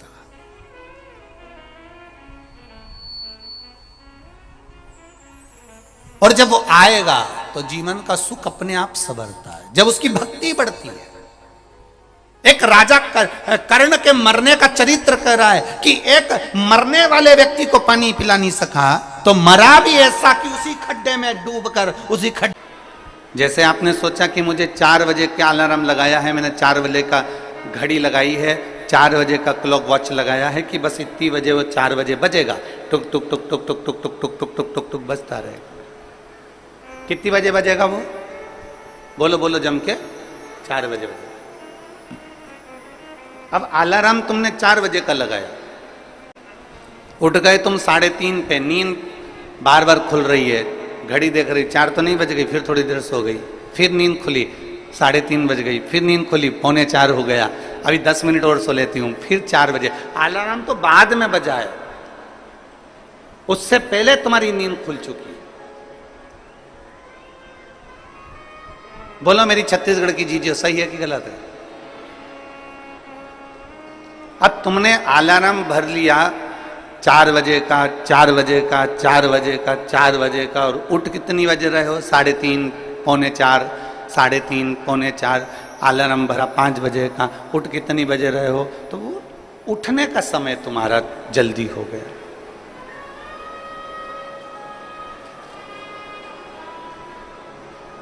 अलार्म तुमने 4 बजे का भरा है, अलार्म तुमने 5 बजे का भरा, परंतु तुम जल्दी उठ गए। अब जितनी मेरी बुजुर्ग माताएं बैठी हैं और जितने मेरे बुजुर्ग पिता बैठे हैं और जितने मेरे बहन बैठी हुई हैं, मेरी जीजियां बैठी हैं, मेरे जीजा बैठे हैं, मेरी माताएं बैठी हैं, मेरे भाई बैठे हैं, आप सबसे निवेदन है, आपने भी अपने दिल में एक अलार्म बनाकर रख लिया। कौन सा अलार्म? जरा सा पेट दुखा और तुमने अलार्म बना लिया, कहीं मुझे बड़ी बीमारी तो नहीं हो गई, कहीं मुझे कहीं गठान तो नहीं हो गई, कहीं मुझे रोग तो नहीं हो गया, कहीं मुझे ये तो नहीं हो गया। जरा सा छाती में दर्द हुआ, तुमने अलार्म बनाकर रख लिया कि मेरे कोई कहीं ब्लॉकेज तो नहीं हो गया, कहीं मेरे हार्ट में कमजोरी तो नहीं हो गई। थोड़ी सी चलने में हापड़ी भराई तो तुम्हें लग गया कि मुझे कहीं दमे की बीमारी तो नहीं हो गई, मुझे सांस की बीमारी तो नहीं हो गई। याद रखना, 4 बजे का अलार्म लगाया तो 3:30 बजे नींद खुल जाती है। उसी तरह तुम जो दिन भर सोचते हो कि मेरे साथ ये तो नहीं हो गया, वो तो नहीं हो गया, वो तो नहीं हो गया, वो तो नहीं हो गया, तो वो चीज तुम्हारे सामने हो ही जाती है। इसलिए शास्त्र कहता है कि दुनिया का सबसे बड़ा पाप है अपने आप को कमजोर समझना। कभी कमजोर मत समझो, हमेशा अपने आप को बलवान समझो।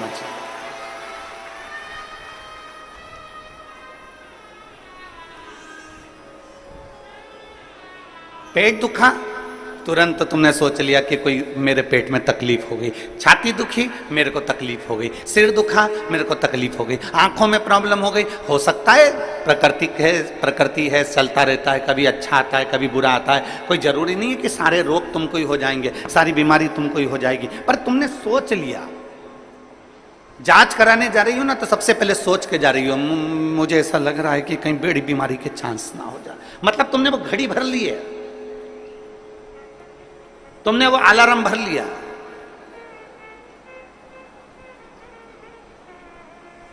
पहले का व्यक्ति अलार्म भरता था,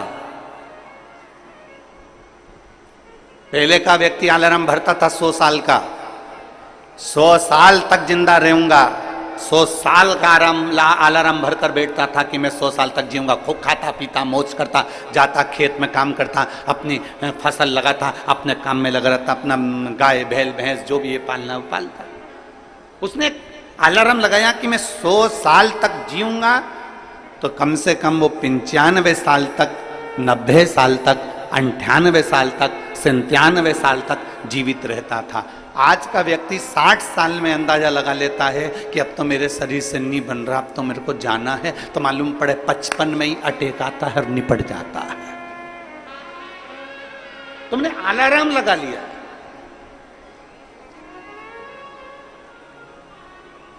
दुनिया का सबसे बड़ा पाप है अपने आप को कमजोर समझे। क्यों कमजोर समझे हम? आप अपने आप को इतना प्रबल समझिए, आप अपने आप को इतना बोल्ड समझिए कि आपको लगे अगर छोटी मोटी बीमारी आ भी गई तो मैं निपट लूंगी, मैं निपट लूंगा। बोल बम का नारा है, आ गई अगर थोड़ी बहुत तकलीफ आई, थोड़ी बहुत अगर कष्ट आया तो है बाबा बेटा, मेहनत करेंगे, परिश्रम करेंगे, देखा जाएगा। और शंभु शरणे मांगू घड़ी रे घड़ी, दुख काटो दया करीने दर्शन आपो। शंभु शरणे पड़ी मांगू घड़ी रे घड़ी, दुख काटो दया करीने दर्शन। आप कमजोर क्यों समझे? आप हिम्मत क्यों हारे? कई माताएं कह देती है हमने 1 बार पशुपतिनाथ का व्रत करा, हमने 2 बार पशुपतिनाथ का व्रत करा, हमने 3 बार पशुपतिनाथ का व्रत करा और हमारी बाबा नहीं सुन रहा। आपने हिम्मत हार ली, आप अपने आप को हिम्मत हार गए। एक पत्र है,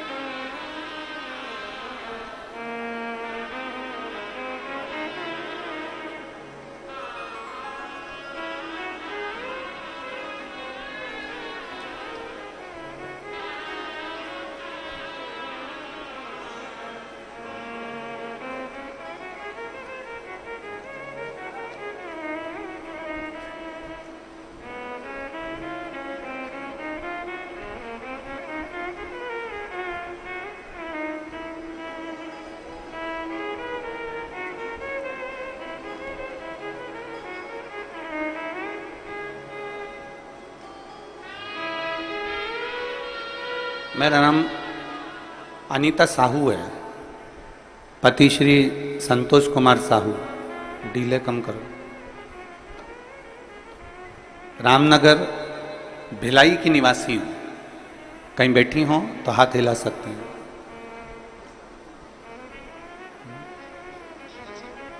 अच्छा, जहाँ भी बैठे हो हाथ हिला दो और आ जाओ, एक बेलपत्र ले जाना, आ जाइए। मेरा नाम अनीता साहू है, पति श्री संतोष कुमार साहू है, रामनगर भिलाई। मोबाइल नंबर मेरा ये है। एक लोटे जल का मैं क्या वर्णन करूं।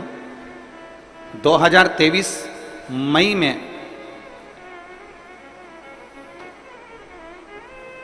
अचानक से स्वास्थ्य खराब हो गई।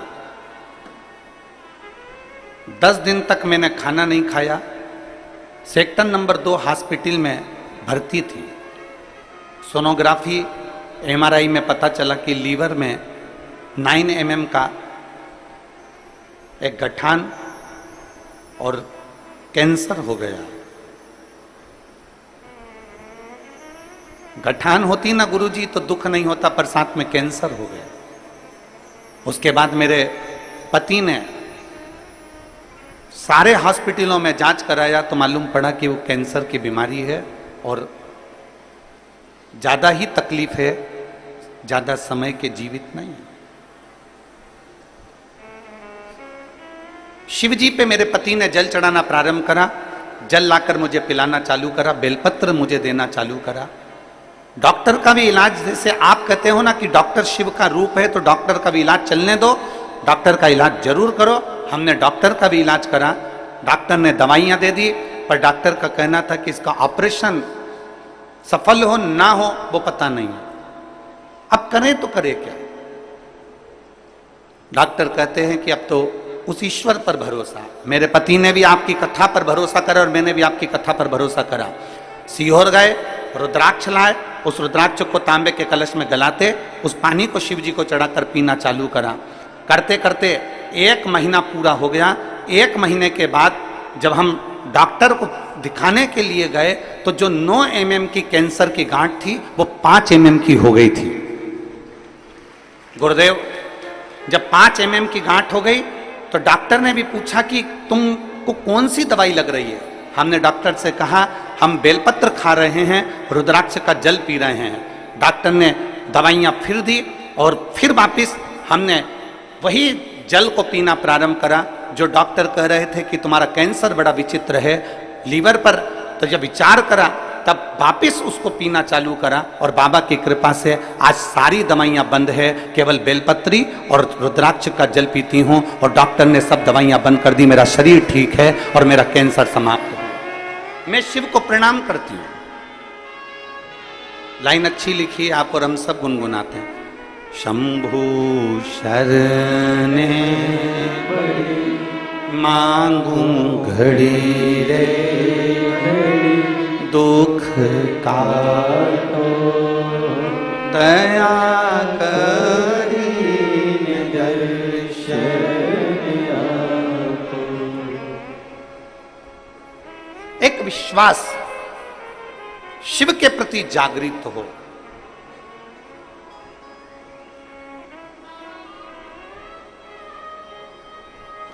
हम तो कहते हैं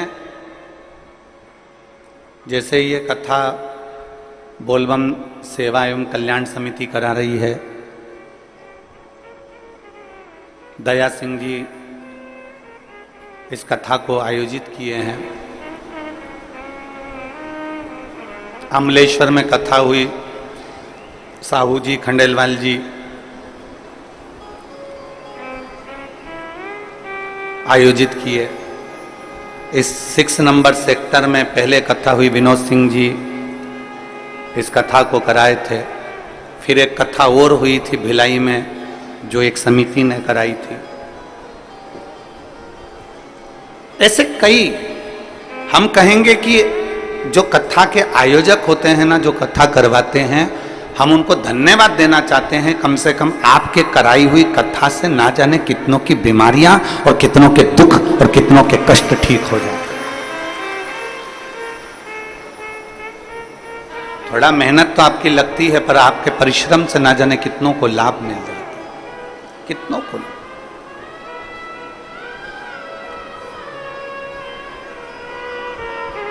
शिव तत्व की प्राप्ति है। शिव महापुराण की कथा, भगवान ओगड़दानी की कथा, भगवान शंकर की कथा। हिम्मत ना हारे। इस बहन ने एक बात लिखी कि मेरे पति और मैं शिव पर से भरोसा समाप्त नहीं करेगा तो वही करेगा। शिव पर से हमने भरोसा समाप्त नहीं करेगा तो वही करेगा तो ओघड़दानी ही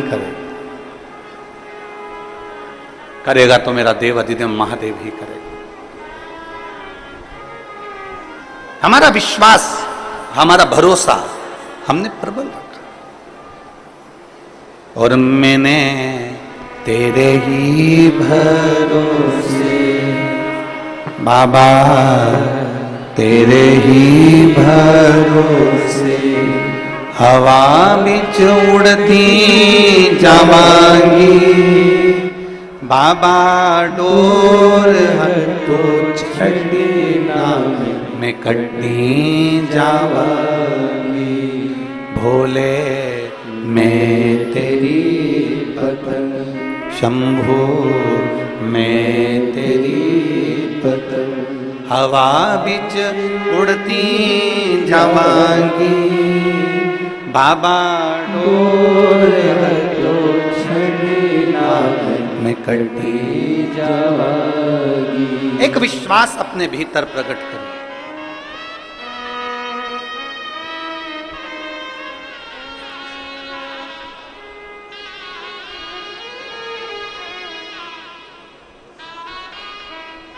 बेटा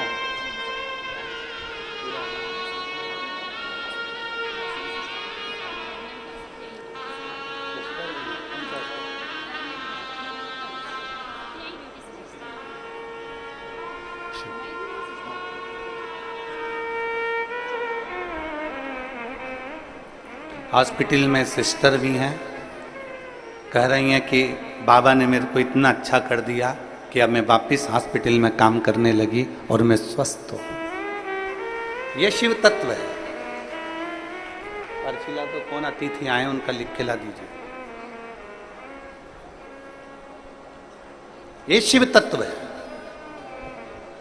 ये ओघड़ी है, ये शंभु है, त्रिकालदर्शी है। हमारे भीतर एक विश्वास को हमें पैदा करना है, हमारे भीतर एक भरोसे को हमें दृढ़ करना है, एक विश्वास को दृढ़ करना है। फिर निवेदन है, दुनिया का सबसे बड़ा पाप है अपने आप को कमजोर समझना।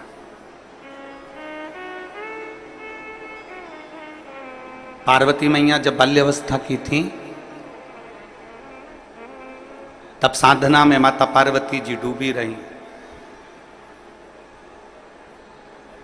सप्तऋषियों ने जाकर समझाया माता पार्वती जी को कि शिव तुम्हें नहीं मिल सकते, भगवान शंकर तुम्हें नहीं मिल सकते।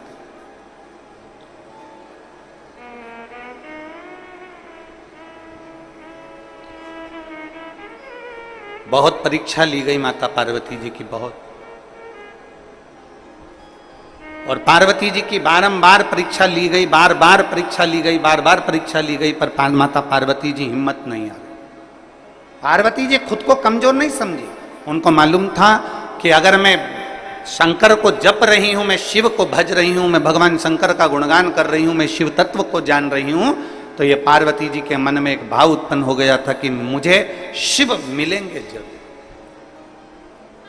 मुझे ओगड़दानी मिलेगा, मुझे मेरा महादेव मिलेगा।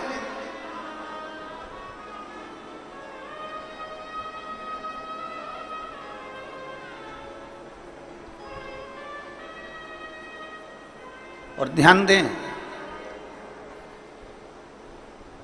शिव को पाने की ललकता आपके भीतर होना चाहिए।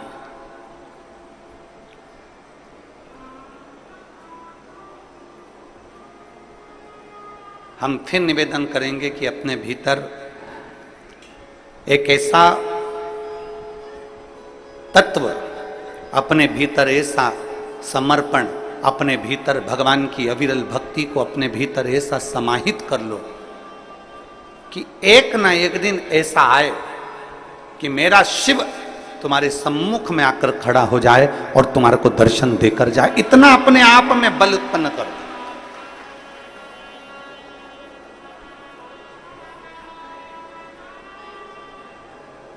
और हो सकता है। हम आपसे पूछें, अभी चीटा देखा है? चीटा बोलते हैं कि मकोड़ा बोलते हैं? यहां पे क्या बोलते हैं, चीटा की मकोड़ा? अरे जम के तो बोलो, चीटा ना। चीटा जब जन्म लेता है तो उसमें पंख रहते हैं क्या? जम के बोलो जरा। नहीं रहते। चीटा जब जन्म लेता है तो उसमें पंख नहीं रहते, पर चीटा अपने कर्म में लगा रहता है, अपने कार्य में लगा रहता है और कर्म करता रहता है, कार्य करता रहता है, करता रहता है, करता रहता है, करता रहता है, करता रहता है। धीरे धीरे धीरे धीरे चीटे में पंख आ जाते हैं। देखे आप लोगों ने चीटे में पंख? चीटा जन्म लेता है जब उसमें पंख नहीं होते हैं, चीटे में पंख नहीं रहते हैं, पर चीटा अपना कर्म करता रहता है, कर्म करता रहता है, तो चीटे में पंख आ जाते हैं, चीटे में पंख उत्पन्न हो जाते हैं और वो चीटा भी उड़ने लगता है। जरा विचार करना, चीटा अपना कर्म करता रहता है तो एक दिन परमात्मा उसको भी पंख लगा देता है, और यदि आप अपने कर्म के प्रति जागरूक हो जाएंगे तो वो परमात्मा आपको भी पंख लगाकर आगे बढ़ा है, आपको अपनी मंजिल तक पहुंचा दे।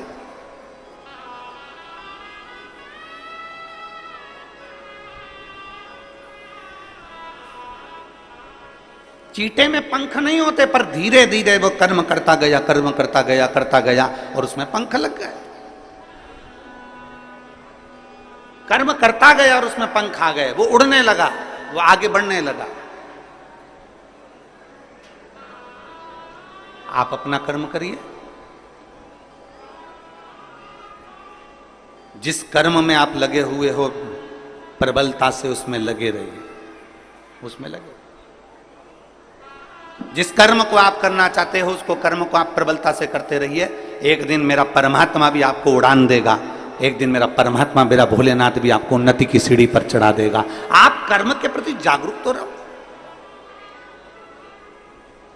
आप कर्म के प्रति जागरूक नहीं और सोचें कि हम बहुत कुछ कर लें, हम बहुत ऊंचे उठ जाएं, हम बहुत आगे बढ़ जाएं, तो शिव महापुराण की कथा कहती है कर्म प्रधान है, आपका कर्म पहले करना है। श्रीमद् भागवत कहती है, श्रीमद् भगवत गीता कहती है, श्रीमद् भागवत कहती है, रामचरितमानस कहती है, विष्णु पुराण कहती है, गर्ग संहिता कहती है, स्कंद पुराण कहती है, नर्मदा पुराण कहती है, लिंग पुराण कहती है। ऐसी कोई पुराण नहीं जो कर्म की प्रधानता नहीं बताती। प्रत्येक पुराण कर्म प्रधान है और प्रत्येक पुराण कहती है कि आप अपने कर्म में जागरूक रहिए, आप अपने कर्म में प्रबलता बनाकर रखिए।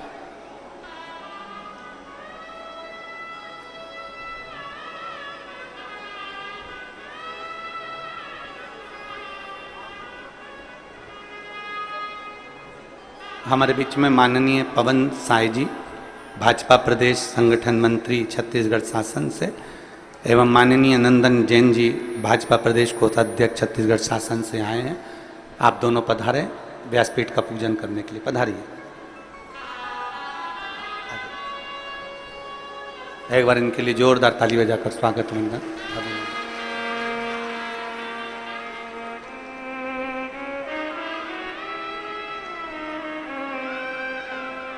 एक चीटे में भी पंख आ सकते हैं,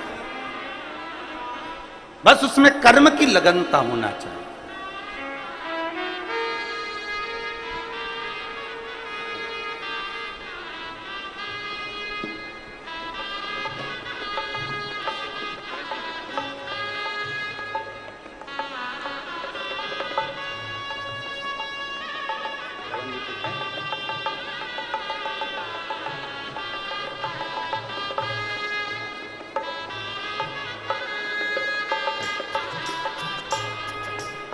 एक अपनी कर्म की लगनता प्रबल होना चाहिए।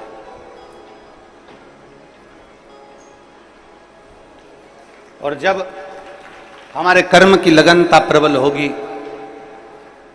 तो हम अग्रणता की ओर बढ़ेंगे।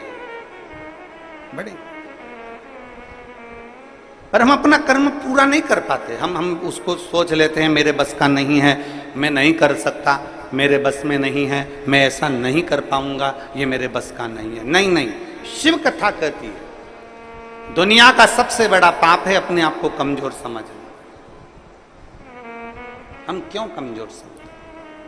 और मैंने तेरे ही भरोसे बाबा, तेरे ही भरोसे हवा बिच उड़ती जावांगी बाबा, डोर हथों छड़ीना में कटी जावांगी भोले मैं तेरी पतंग, शंभु मैं तेरी पतंग। माता पार्वती जी ने अपना तप किया, अपनी साधना करी, अपना लक्ष्य नहीं छोड़ा।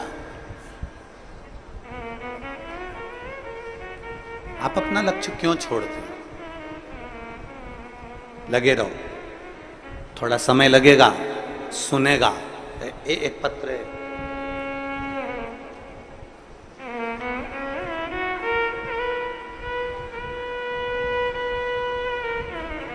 मैं राजकुमारी यादव, पति श्री शांतिलाल यादव, पोरिया कला, पुरानी बस्ती, वार्ड नंबर 54, दुर्ग की निवासी हूं। आप ही हैं? श्री शिवाय नमस्तुभ्यं।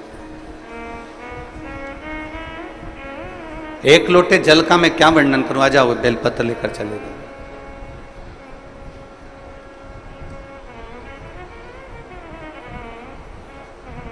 पशुपतिनाथ के व्रत का मैं क्या वर्णन करूं गुरुजी? मेरी भतीजी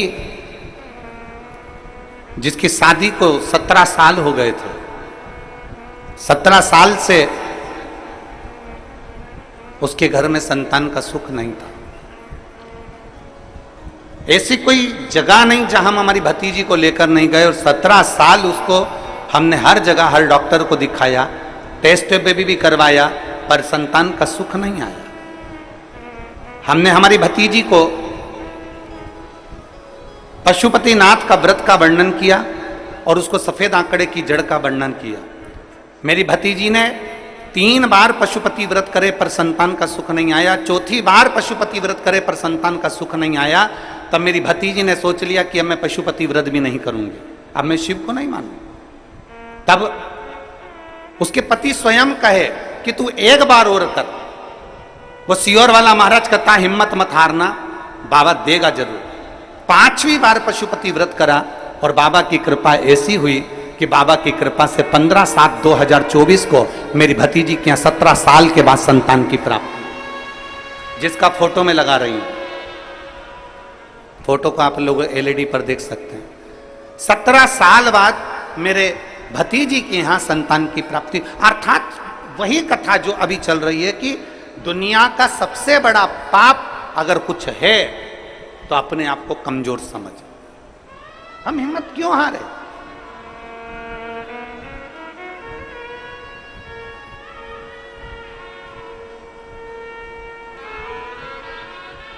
क्यों हिम्मत हारे?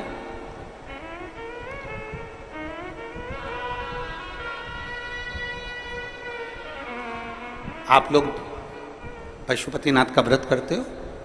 कौन कौन ने करा? जरा हाथ उठाओ तो। आ जाइए, आ जाइए, आ जाओ, आ जाओ, जल्दी आओ, जल्दी आओ, जल्दी आ जाओ।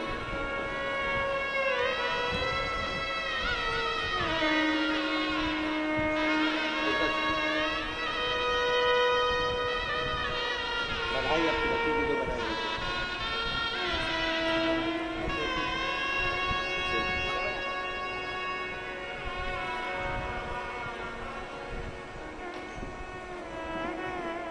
कितने लोगों ने पशुपति व्रत किया? बहुत बढ़िया, रख लो, रख लो।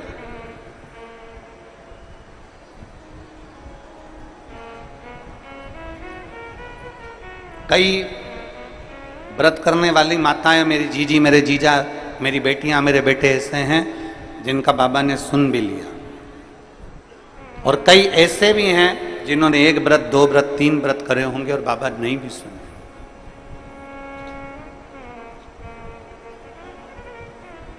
पर निवेदन है, थोड़ा रुकना, नहीं सुन रहा ना बाबा, थोड़ा रुकना, 2-3 महीना रुकना, 2 महीना रुकना, 1.5 महीना रुकना, 15 दिन रुकना, फिर एक बार विश्वास के साथ,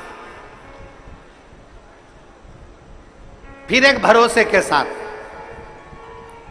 टीवी पर शिव महापुराण की कथा सुनना, मोबाइल पर कथा सुनना, यदि पंडाल में मिल जाए तो पंडाल में सुनना, और उस दिन से फिर नियम बना लेना कि बस मैंने कथा सुन ली है, अब मैं विश्वास रखकर 5 व्रत मेरे पशुपति नाथ के फिर करूंगी, और मेरा भरोसा कहता है मेरा शंकर मेरी झोली खुशियों से भरेगा। जाए फिर विश्वास।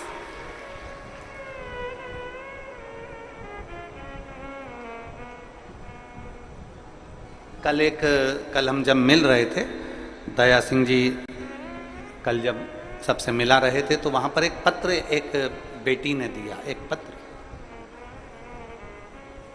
उस पत्र को तो हम यहां लेकर नहीं आए, कक्ष में होगा। उस पत्र में एक बेटी ने लिखा कि हम जिस गांव में रहते हैं,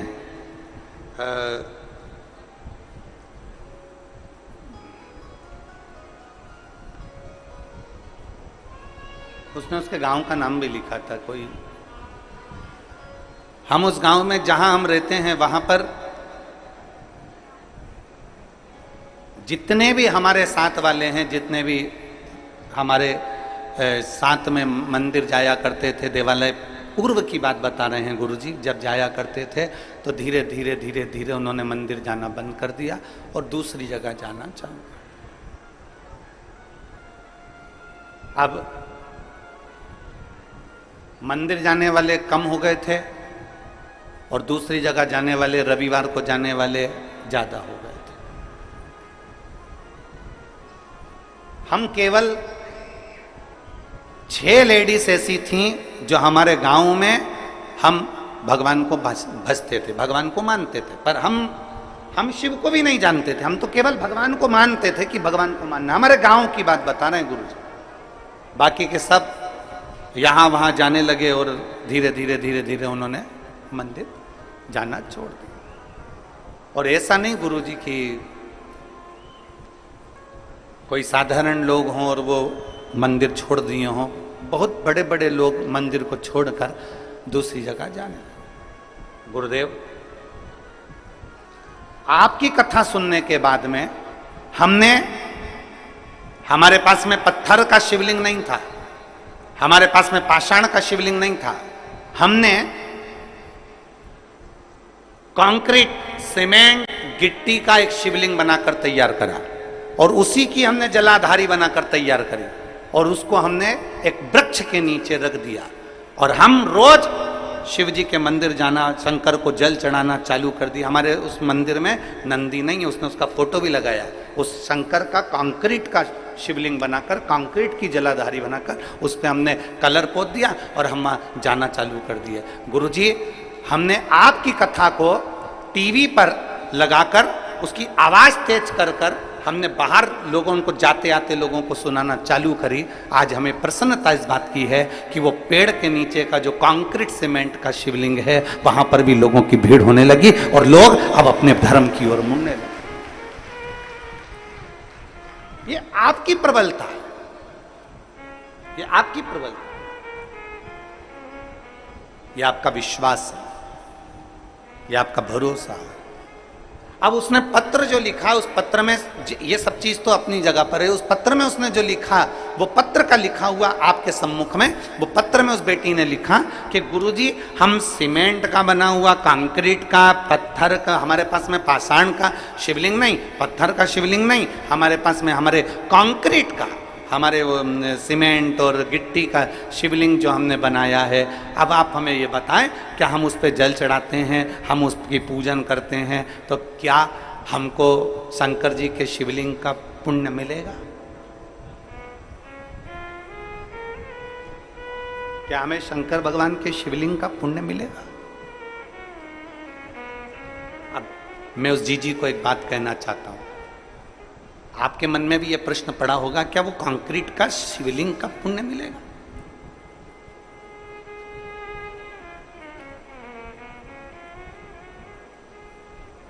पहले तो मैं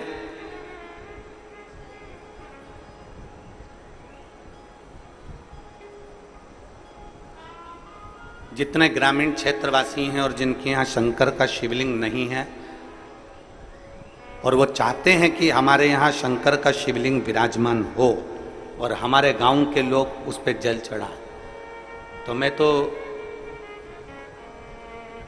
ये जितनी समितियां यहाँ पहले कथा करवा चुकी हैं, चाहे वो दया सिंह जी हैं, आपको भी कहूँगा, और पीछे के जितनी समितियां पूर्व की भी हुई हैं और आसपास अमलेश्वर और हमारे क्षेत्र में जहाँ जहाँ हमने कथा करी है, एक ऐसा छत्तीसगढ़ में एक ऐसा स्थान नियुक्त किया जाए कि अगर किसी ग्रामीण में भी अगर शिवलिंग की जरूरत हो तो ओमकारेश्वर से या ममलेश्वर से या नर्मदा के तट से एक कंकर का भले छोटा सा शिवलिंग लाकर दिया जाए, जिससे वो गांव में पूजन होने लगे और उस गांव की आनंद। हम दया सिंह जी आपको भी कहेंगे, ये आने वाले समय में इस चीज की व्यवस्था होना चाहिए और जितने प्रयास बनेगा हमसे भी इस शरीर के द्वारा जितना प्रयास बनेगा, जितने शिवलिंग हम भेज सकते हैं उतने शिवलिंग भी हम भेज देंगे। बहुत प्रयास करेंगे जिससे गांव गांव में आज लोग जो धर्मांतरण हो रहा है, गांव गांव में लोग इधर उधर भटक रहे हैं और इधर उधर जा रहे हैं, वो सब बचकर भगवान शंकर की शरण में जाना प्रारंभ करें। ऐसा प्रयास किया, साधुता, बहुत बहुत। अब प्रश्न यहां अड़ गया कि वो सीमेंट का, वो कंक्रीट का शिवलिंग पर हम जल चढ़ाएंगे, वो कंक्रीट के शिवलिंग पर हम जल चढ़ाते हैं, वो कंक्रीट के उस सीमेंट के शिवलिंग पर हम जल चढ़ाते हैं, तो क्या हमें वो पुण्य मिल सकता है? तो मेरा उस जी से निवेदन है, एक बहुत सुंदर कथा हमारी शिव महापुराण में आती है, एक बहुत सुंदर कथा हमारे यहाँ हमें सुनने को मिलती है, आप उस कथा का स्मरण करिएगा। भानु नाम का एक छोटा सा बच्चा था, बहुत छोटा सा बच्चा, भानु नाम था। पिता थे नहीं, मां अकेली, पिता नहीं है, अकेली मां है और वेधव्य मां अकेली। भानु का पालन पोषण कर रही है, खूब अच्छे से उसको रख रही है, खूब अच्छे से उसको खिला रही पिला रही, जितना बन सकता है उससे बात करती। सुंदर दृष्टांत है। वो बेटी अगर यहां बैठकर कथा सुन रही हो या टीवी पर कथा सुन रही हो कि कंक्रीट के शिवलिंग को हमने बना दिया और पूरा गांव वहां जाना चालू कर दिया, तो क्या उसका पुण्य मिलेगा कि नहीं मिलेगा? हमको हमारे खाते में पुण्य जाएगा कि नहीं जाएगा? वो बात मूल है।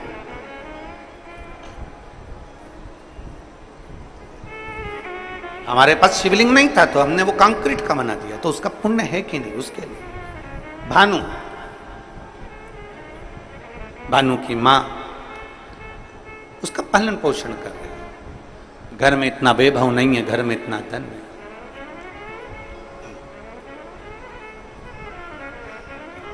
एक बात आज फिर कहते हैं, तुम्हारे घर में धन की कमी होगी ना, चल जाएगी। धन की कमी होगी तो बच्चा बचपन में रोएगा, धन की कमी होगी तो बच्चा खिलौने के लिए रोएगा, धन की कमी होगी तो बच्चा कपड़े के लिए रोएगा, धन की कमी होगी तो बच्चा गाड़ी के लिए रोएगा। अगर तुम्हारे घर में धन की कमी है ना, चलेगा, पर तुम्हारे घर में संस्कारों की कमी नहीं होना चाहिए, नहीं तो जिंदगी भर रोना पड़ेगा।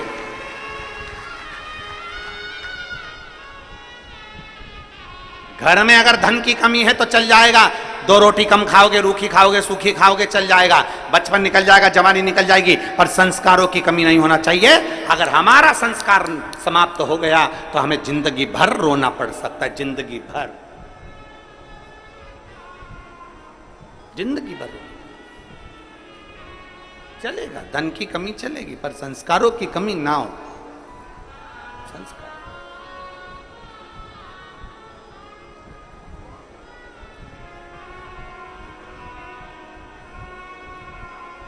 और जितना बन सकता है अपने संस्कारों में कोई कमी ना है। भानु की मां भले धन में कमी थी पर संस्कारों में कमी नहीं रखी भानु की। एक दिन भानु ने अपनी मां से पूछा, मां सबके घर में खूब सारा राशि ठाठ है पर हमारे घर में कुछ नहीं है। मां के मुख से निकल गया, जिस दिन महादेव चाहेगा उस दिन ठाठ भी दे देगा। जिस दिन महादेव चाहेगा उस दिन ठाठ दे देगा। 5 वर्ष का भानु जहां भी खेलने बैठता है, जहां भी खेलता है, खेलते खेलते मिट्टी को उठाकर, धूल को उठाकर, जो जमीन पर खेलता है तो वहां की मिट्टी को ऐसा इकट्ठा करता है, शिवलिंग बनाता है, जलाधारी बनाता है। पेड़ पत्ती का पत्तियां तोड़ता है वृक्षों से, उसके ऊपर चढ़ा देता है। थोड़ी देर बाद भानु उसको मिटा देता है। फिर कहीं खेलता है, मिट्टी में गया, मिट्टी का शिवलिंग बना लेता है। पत्तियां तोड़ता है, शिवजी पे चढ़ा देता है, उसको मिटा देता है। 4 छोटी छोटी डंडियां लाकर खड़ी करता है, उस पे झोपड़ी बनाता है, उसके अंदर एक मिट्टी का शिवलिंग बना लेता है, उस पे पत्तियां लाता है, तोड़कर चढ़ा देता है। ये केवल भानु की कथा नहीं, ये आपकी और हमारी भी कथा है। बचपन में कई बेटियां, बचपन में कई बेटे, बचपन में छोटे छोटे लड़के, सोमवार आता है, मंगलवार आता है, बुधवार आता है, गुरुवार आता है, ऐसे कई दिन, कोई शिवरात्रि, कोई सावन का महीना आता है, छोटे छोटे बच्चे डंडियां लाते हैं तोड़कर, छोटी छोटी डंडियां तैयार कर कर उस पर छप्पर डालकर उसमें मिट्टी का शिवलिंग बना लेते हैं, उसका श्रृंगार कर देते हैं, उसके ऊपर पत्ता पत्ती लाकर चढ़ा देते हैं। कई लोग हंसते हैं, बताओ कैसा मूर्ख है, कैसे इसमें अकल नहीं है, छोटा सा बच्चा है, इसने ऐसा कर लिया। घर के अंदर वो भगवान की पूजन करता है, छोटा सा बच्चा।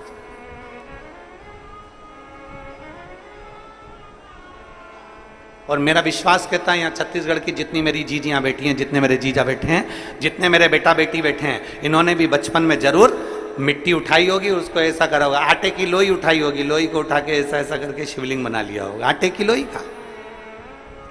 चावल बनाया होगा तो चावल का।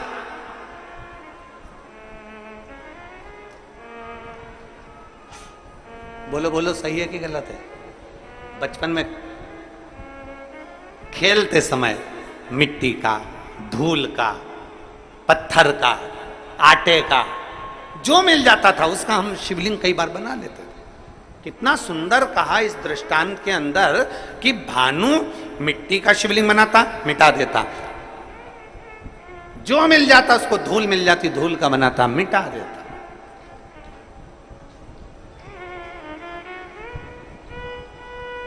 शिव महापुराण की कथा कहती है, भूल वश भी, भूल से भी, भूल से।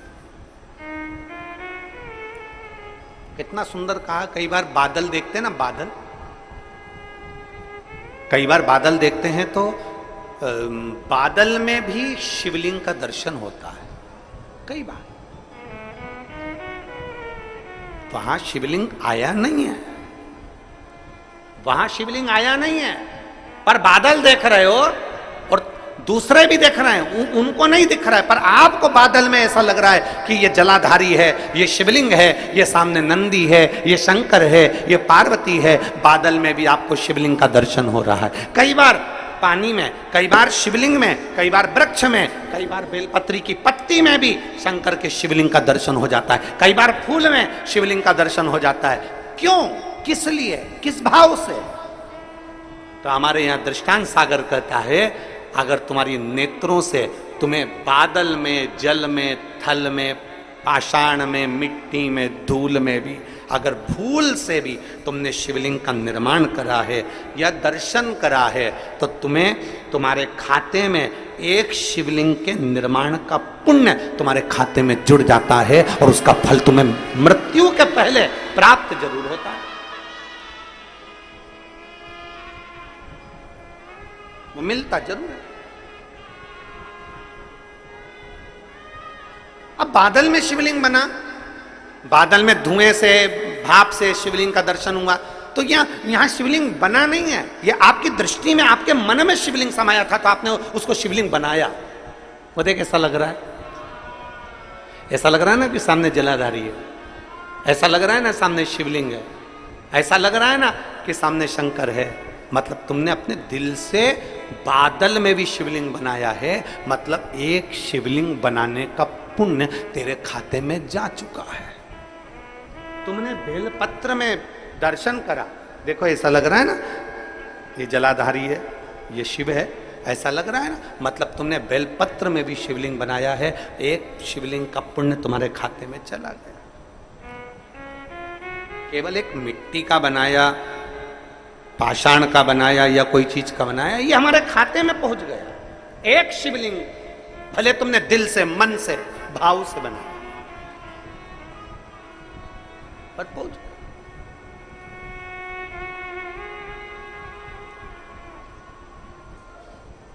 निर्माण अपने दिल से किया गया।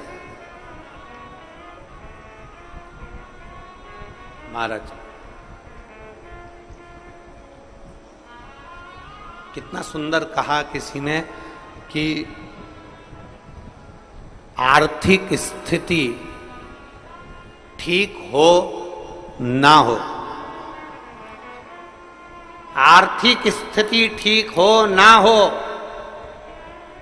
चलेगा, पर मानसिक स्थिति ठीक होना चाहिए तो जिंदगी सार्थक हो सकती। आर्थिक स्थिति ठीक हो ना हो चलेगा, पर मानसिक स्थिति ठीक होना चाहिए। घर में धन तो बहुत बढ़ गया, आर्थिक स्थिति ठीक हो गई, पैसा पैसा हो गया, पैसा पैसा हो गया, और मालूम पड़े बच्चे गलत संगत में पड़े हैं, बेटी गलत संगत में पड़ी, बेटा गलत